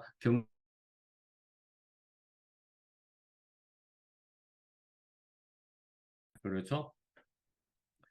그 얘기는 그러니까 결국은 그러니까 따로따로 이렇게 이제 우리가 보기가 좀 힘들다라는 것을 또 의미하기도 합니다. 그 다음에 이제 표 3에서는 어떻게 했냐면은 서울대, 경북대 이래서 쭉 이제 나와 있잖아요. 전체적으로 이제 다 이제 서울과 지방을 그래서 각 그 대학별로 보면 그 해당 대학이 클러스터에 어디에 속해져 있고 클러스터가 번호를 매기자면 그 다음에 각 대학이 다른 대학하고 얼마만큼 논문을 많이 했는지 요거는 뭐냐면은 각 서울대학이 논문을 같이 쓴 다른 대학들의 수입니다. 수. 흔히 네트워크에서는 우리가 바이너리라고 얘기하는 거죠. 바이너리. 그러니까 서울대학이 그러니까 다른 대학과 같이 논문을 썼는 그러니까 논문 수가 아니라 논문을 쓴 파트너들의 수가 되죠. 요거는 논문수가 돼, 논문수. 다시 말해서 서울대학이 경북대학교하고 972편의 논문을 썼을 수도 있겠죠. 그렇진 않았겠지만은 전체 논문의 수예요. 그래서 요거는 네트워크에서는 밸류드 데이터라고 얘기하고요. 요거는 누구냐, 바이너리 데이터. 서울대학교가 논문을 같이 썼는 요 데이터 안에서의 상대 노드의 숫자가 되는 거죠. 다시 말해서 서울대학은 45개의 그러니까 다른 대학들하고 논문을 썼다라는 거죠. 총 몇 편을 썼어? 45개 대학들하고 총 972편의 논문을 썼고 서울대학교가 생산했는 그렇죠?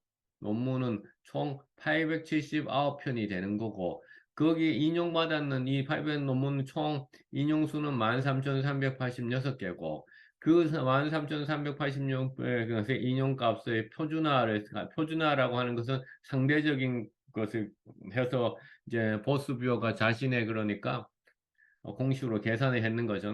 해당 공식은 보스뷰어의 매뉴얼에 보면 나와 있는 거고요.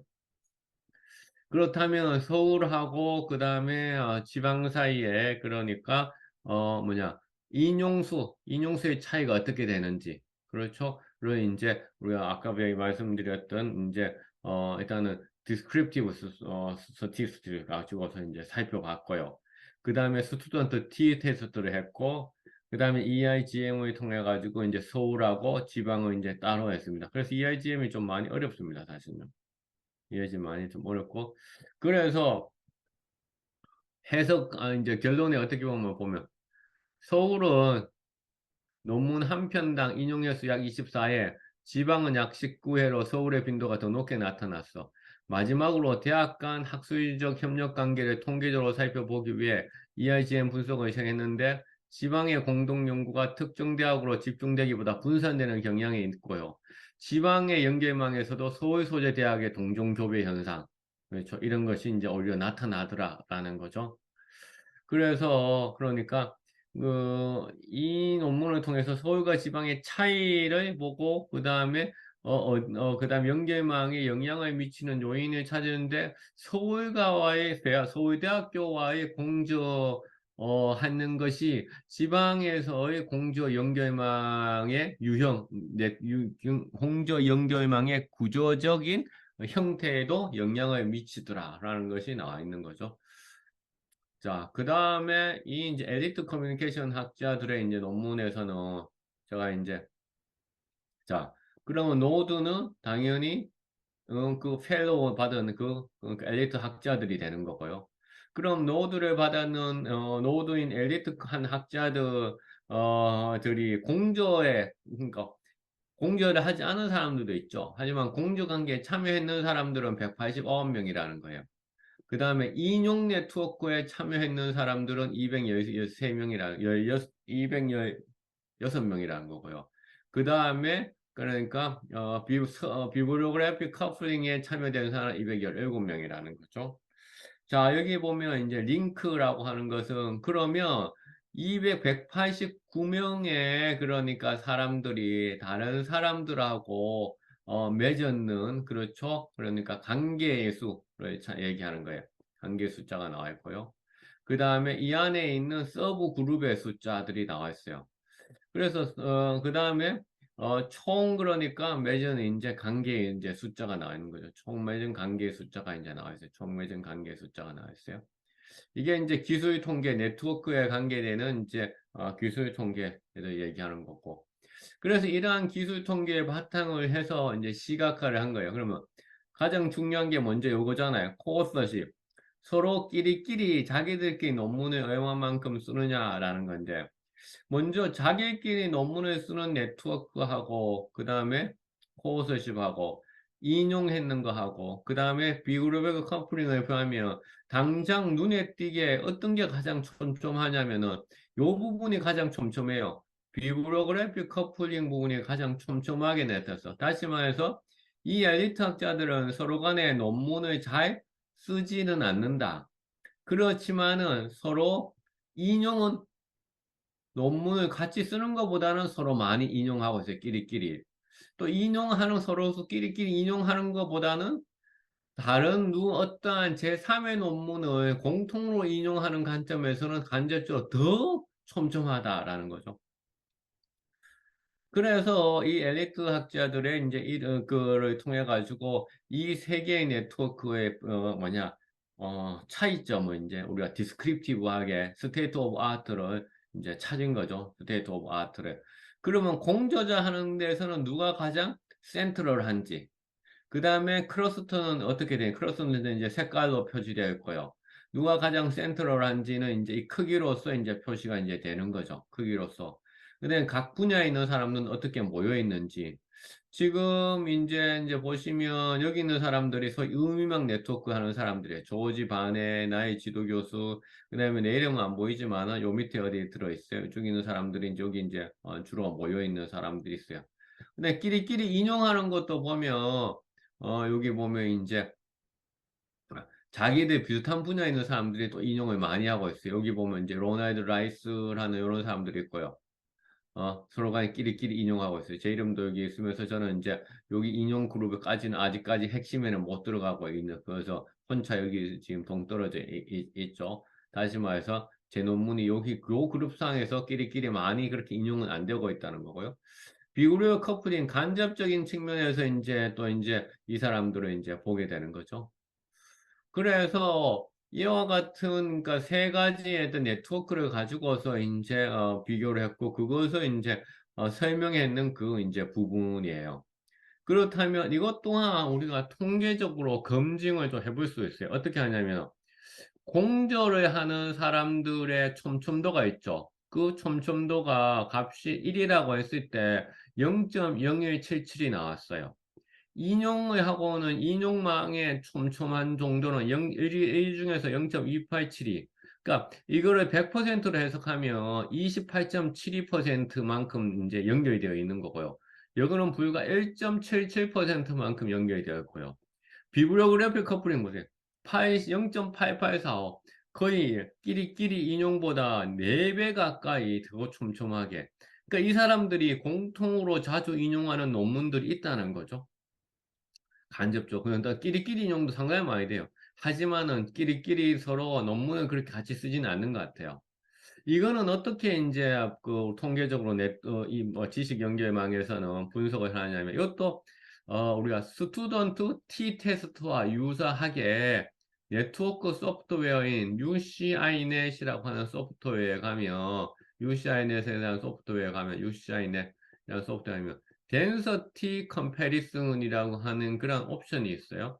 이 덴서티 컴패리슨에서는 그렇다면 공절한 촘촘한 요 평균값, 그렇죠? 촘촘도의 밀도값, 평균값이죠. 요것이 인용의 평균값하고 0.0177하고 0.287의 차이가 얼마냐면 0.2695잖아요. 0.0177하고 0.8845의 차이가 0.86668이죠. 그 다음에 이제 요 값들 간에 서로 간에 차이가 있잖아요. 다시 말해서 평균값의 차이. 스튜던트 T 테스트처럼 평균값의 차이가 우연으로 발생한 것이 아니라 통계적으로 의미 있는 것이냐를 테스트해줘요. 그럼 이 세 개가 붙었어요. 세 개가 붙은 것은 0.001 수준의 유의도 수준에서 이 네트워크와 공저자 코어서시 발음하고 사이테이션의 밀도 값의 차이가 우연히 발생한 것이 아니라 통계적인 유의도를 확보했다라는 것을 이야기하는 거예요. 자, 그 다음 요 표의 다른 칼럼은 또 뭐냐면, 이제 이런 건 이제 다른 표로 만들 수도 있지만은 이제 표를 자꾸 만들면 이제 논문의 양이 많아지니까 요거는 뭐 센트럴리제이션이라고 하는 것은요, 우리가 경제학에서 사용하는 지니 코에피션트 같은 거예요. 지니 계수라는 것은 소득의 불평등 계수를 얘기해 주는 거죠. 그럼 여기서 무슨 불평등이 나올까요? 라고 얘기할 수 있어요. 뭐냐면 공저자의 네트워크, 여기에 보면 공저자의 네트워크, 유독 다른 사람들하고 공저를 많이 하는 사람들이 있어요. 그러니까 허브인 사람들이죠.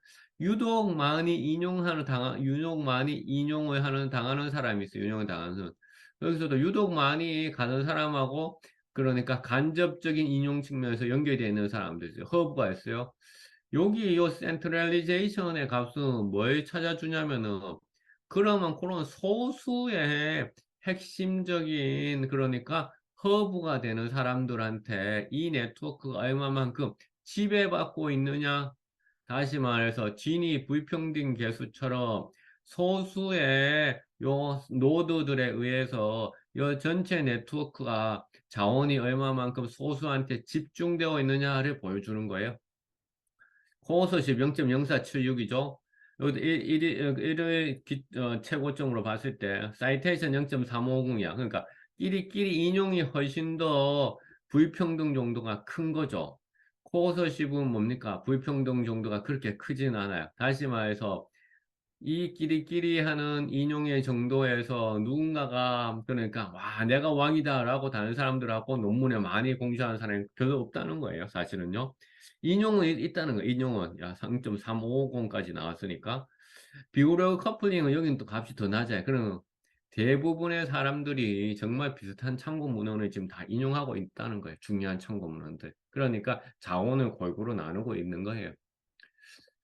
자, 그렇다면 이거는 뭐냐면은 이거 한번 해본가. 각각의 그러니까 엘리트 커뮤니케이션 학자들이 어, 다른 사람들하고 논문을 공조했는 소위 말해서 네트워크에서의 연결 지수가 있겠죠. 디그리라고 하죠. 디그리 센트럴리티. 디그리 센트럴리 X가 그러니까 내가 다른 사람들하고 막 엄청나게 많이 논문을 썼어 공조. 그러나 공조를 했다고 해서 내가 그 네트워크에서 브로커적인 위치를 가지고 있는 것은 아니에요. 브로커라고 하는 것은 내가 논문은 다른 사람들하고 적게 쓰지만은 내하고 논문을 써야지 다른 사람하고 연결이 되는 거잖아. 브로커, 매개도, 비트윈리스라고 하죠. 그래서 디그리 센트럴리티하고 뭐 매개, 비트윈리스를 이렇게 해본 거예요. 해보면 어떻게 쭉 선을 그어보면 그렇죠. 선형적인 그러니까 선형 모델 X값이 디그리 센트럴리티가 증가를 하니까 논문을 내가 다른 사람들한테 많이 쓰니까 나의 그러니까 브로커, 중개자의 역할도 높아지는 거 있는데 그렇지 않은 사람들도 있어요. 여기 보세요. 여기 보면 논문을 사람들하고 그렇게 많이 같이 쓰지는 않아. 그럼에도 불구하고 중요한 중개자의 역할을 하고 있는 이 사람들이 있어요. 이 사람들이 어떤 사람들인가? 내가 뭐 구체적으로 설명을 하면 여러분들이 미디어 커뮤니케이션 학계를 또 이해를 해야 되니까 설명하지 않을 거예요. 시간도 많이 지나가고. 자, 그런데 사실은 이 논문의 연구 문제는 한 개 더 있었어요. 뭐 있었냐면, 그러면 끼리끼리 논문 쓰는 사람들, 그 다음에 끼리끼리 인용하는 사람들, 그 다음에 비슷한 논문 인용하는 사람들이 인종이라고 하는 것에서도 영향을 받을 것인가 라는 거잖아. 인종이라고 하는 것에 영향을 받을 것인가. 요 코에스니, 그렇죠? 인종이라는 것에 영향을 받을 것인가.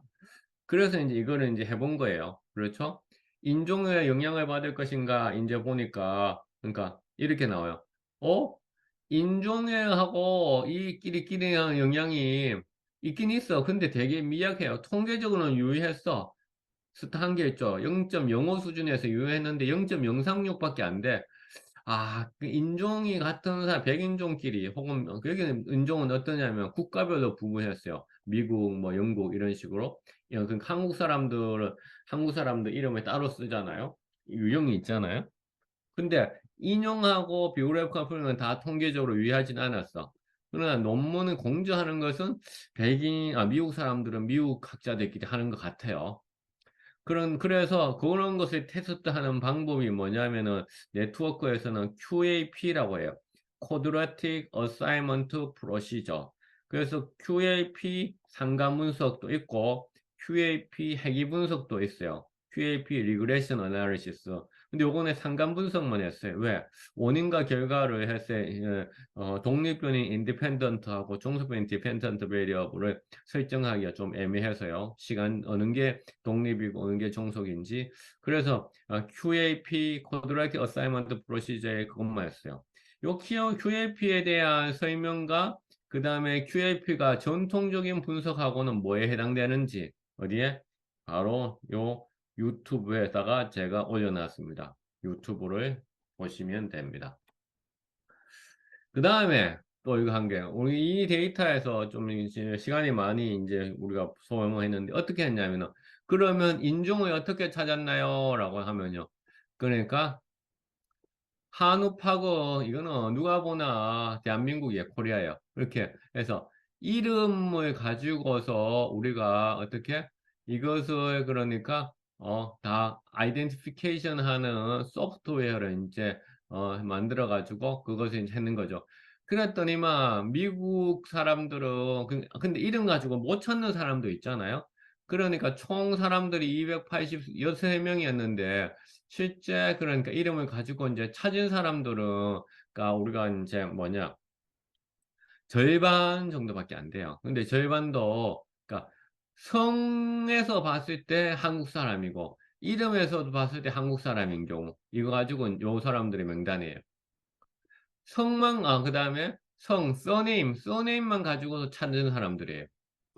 요거는 이름만 가지고 찾은 사람들이, 이름만 가지고 찾은 사람들. 그래서 이름만 가지고 우리가 미국 국가인지 독일인지 찾은 사람들이고, 성만 가지고 미국이나 독일인지 찾은 사람들이고, 두 개 다 국가가 일치할 경우에 찾은 사람들이에요.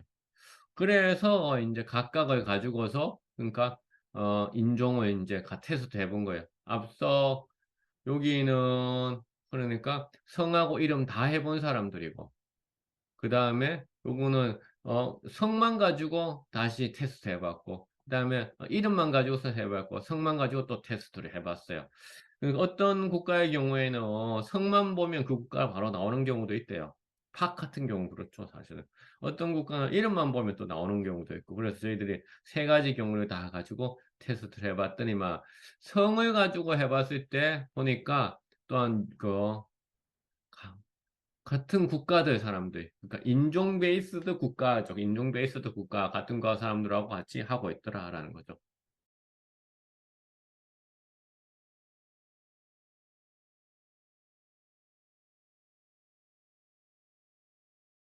자, 그래 이제 제가 이제 화면을 이제 켜야 될 것 같아요. 화면을 이제 여러분들 얼굴을 좀 보면서 이제 좀 이제 해야 될 것 같은데 이제 뭐냐면은 요 부분이에요. 그러니까 1편 데이터 내려받기에서 보스비어 설명되어 있습니다. 그렇죠? 그래서 이제 요 부분 실습 데이터 제가 지금 구글에 걸어놨어요.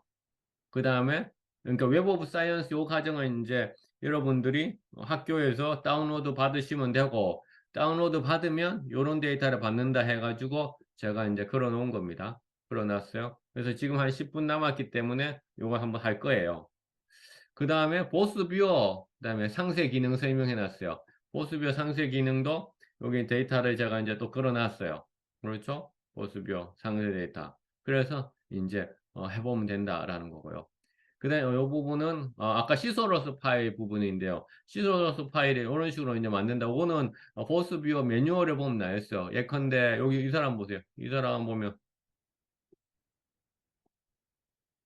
그러니까 메디나 CC, 메디나 CMC 요렇게 두 개도 표현했는 거 다를 어떻게 카렐로 메디나 C, 카렐로 메디나 C로 만들겠다는 거죠. 여기 레이블 데이터는 이렇게 되어 있어. 근데 내가 이렇게 리프레스 하겠다는 거예요. 심지어 여기 카레노 C라고 되어 있는 똑같은 사람이 있었다는 거예요. 그럼 요 세 경우 다 이렇게 리프레스 하겠다라고 여러분들이 그러니까 시소러스 파일을 넣으면 돼요. 시소러스 파일은 그러니까 이렇게 이런 텍스트 파일에만 해서 만들면 된다. 그거는 이제 보스뷰어 매뉴얼에 보면 나와 있습니다.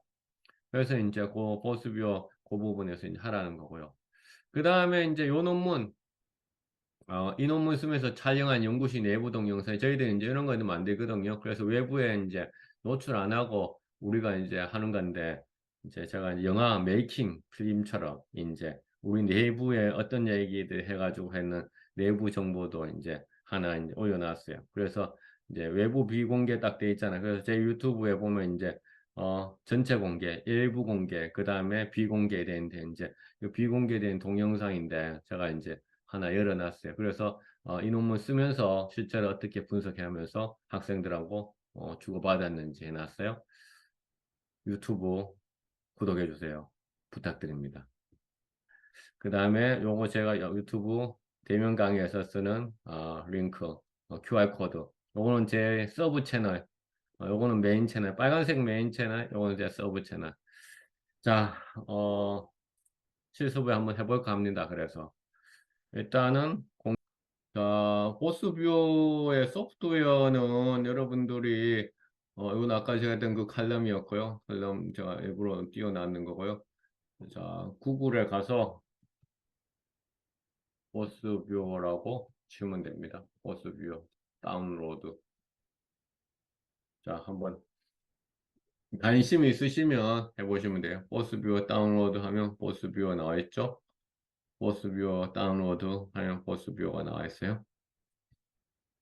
음, 보스뷰어 다운로드 들어가겠게요. 자, 다운로드 들어가면 바로 이제 여기에서 마이크로소프트 맥, 그 다음에 본인들이 뭐 사양의 대부분 뭐 마이크로소프트라고 생각을 합니다.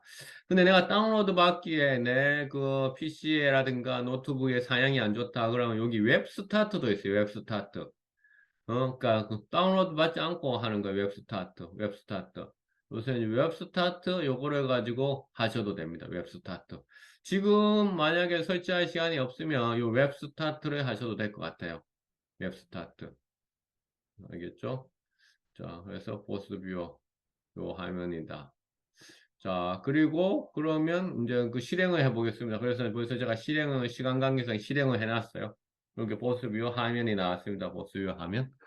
그럼 여기 가면 이제 크리에이트라고 있어요. 크리에이트. 크리에이트에 가면 이제 여기 가면 네트워크 데이터에 기초해서 맵의 지도를 그리는지 비블리오그래픽 데이터에 기초해서 지도를 그리는지 그럼 비블리오그래픽 데이터에 기초해서 공저자, 키워드, 코어커런스, 인용, 비블리오 커플링 그럼 저는 이제 오늘 설명했는 거는 주로 이제 두 번째 여기잖아요. 그렇죠? 혹은 텍스트 데이터. 텍스트 데이터를 받아가지고 이제 텍스트 데이터를 받아가지고 앞서 우리가 웹 오브 사이언스에서 제 연구 논문의 제목하고 그다음 요약문하고 그런 텍스트 데이터 받아가지고 코어 커런스 했잖아요. 요것도 가능한 거죠. 코어 커런스. 그죠? 그다음에 자기가 하고 싶은 거 일단은 텍스트 데이터 내가 해볼까 했는데 하고 그다음에 그 데이터의 포맷은 뭔지 이렇게 나와 있어요. 그러면 웹 오브 사이언스라고 포맷이 여기 있죠. 리드 데이터 from 웹 오브 사이언스, 코프스, 디멘션스. 근데 의학에서 많이 쓰는 거 펀메드 여기 있잖아요. 자, 그 다음에 이제 레퍼런스 매니저 스타일도 있어요. 구글 스칼라에서 데이터 다운로드 받으면 RIS 이런 거를 이제 써 쓰기도 합니다. 그래서 갑니다. 그 다음에 여러분들이 실습 데이터를 다운로드 받으면 뭐가 있냐면은 이제 제 화면이 자, 여러분들이 아까 그 링크에서 실습 데이터를 다운받으면 바로 이제 요 세 개의 데이터를 넣어놨어요. map.txt, network.txt. 그 다음에 요게 바로 이제 웹 오브 사이언스에서 다운로드 받은 거예요. 웹 오브 사이언스에 다운받은 거. 토픽을 웹 매트릭스로 해가지고 다운로드 받아는 데이터예요. 그래서 여러분들 실습 데이터 아까 다운로드 받으면 여기에 있어요. 여기에 있어요. 그러면 웹 오브 사이언스에서 받은 데이터니까 여기에서 방금 했던 요 세이브 디스크 해는 요 데이터 그러니까 뭐 토픽을 재할 심리학으로 해서 받아도 되겠죠? 네, 받을 수 있어요. 오케이 넣고요.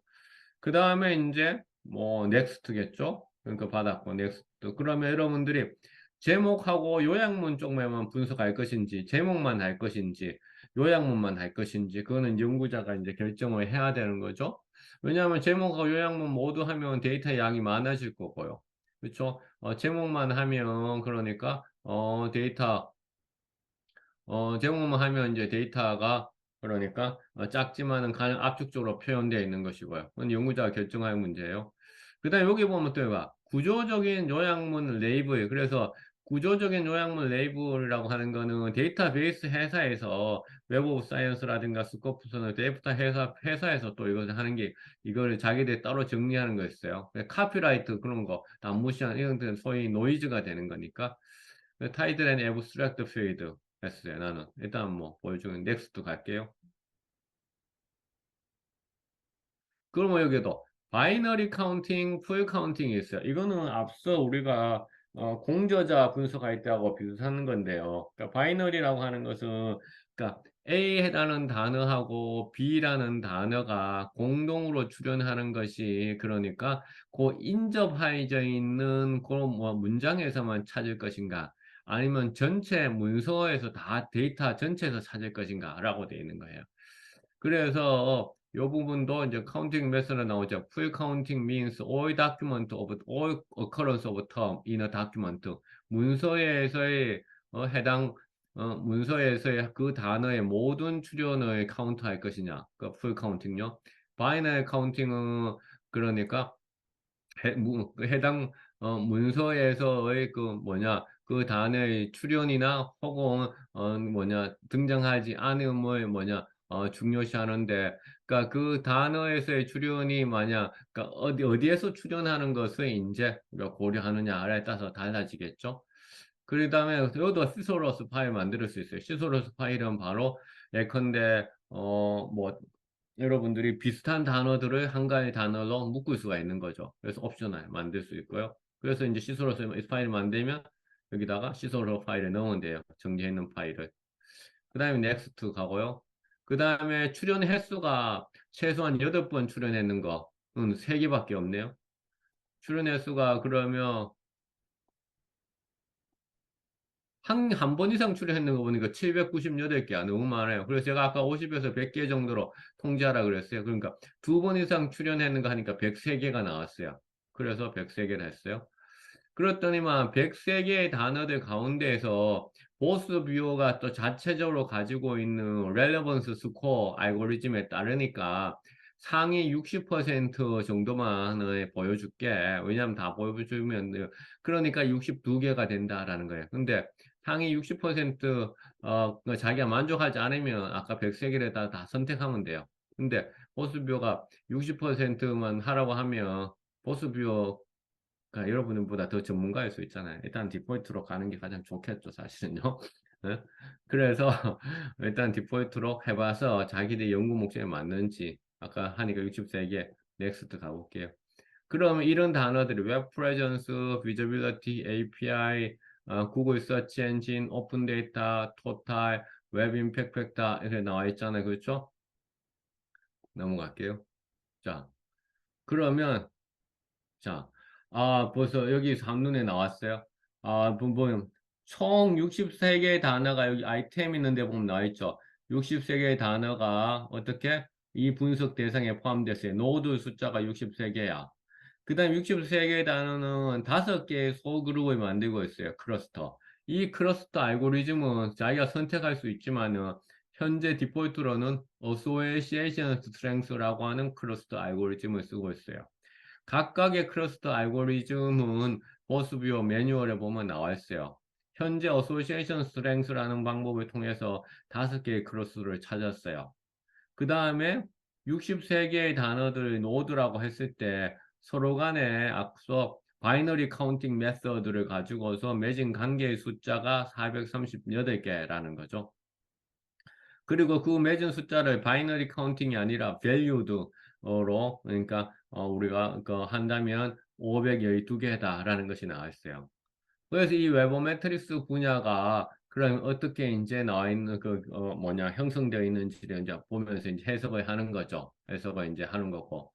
앞서 제가 시각화 옵션이 3개라고 했어요. 네트워크 비주얼리제이션, 그 다음에 덴서티 비주얼리제이션 해가지고 선이 없어지고 농도로서 해당 단어들을 거의 보여주는 거고요. 오버레이 비주얼리제이션 요거는 좀 애매해요 사실은요. 여기 네트워크 비주얼리제이션하고 이제 데이터 비주얼리제이션은 확연하게 차이 나는데 오버레이 비주얼리제이션은 요거는 뭐냐면 사실은 이제 덮어쓰기 기법이다라고 해가지고 이제 하는데 이제 실제로는 그렇게 이제 그 논문들에서 많이 사용되지는 않는 거예요 사실은. 그래서 이제 네트워크 오버레이 기법이다라고 이제 하는 건데 뭐, 이제 많이 쓰는 거는 네트워크 비주얼리제이션이나 아니면 이제, 덴서티 비주얼리제이션 요거를 주로 이제 많이 쓰고, 오버레이는 상대적으로는 좀 이제 적게 사용되는 거고요. 그 다음에 뭐 글자의 크기라든가 여기에서 옵션에서 선택을 하면 되고요. 그 다음에 이제 메서드 내가 뭐 이 클러스터가 제 마음에 안 든다. 다른 클러스터를 가지고 사용하면 메서드를 하고 윈로그를 하고 그 다음에 업데이트 레이아웃 하면 이제 바뀌죠. 그래도 뭐 클러스터 여전히 5개로 나오는데요. 해당 클러스터에 속해져 있는 단어들은 여기에 보면 이렇게 다 이제 나와 있고요. 여기 있는 상세 기능들은 앞서 저의 유튜브를 보면 나와 있습니다. 자, 이렇게 해서 강의를 마치도록 하겠습니다.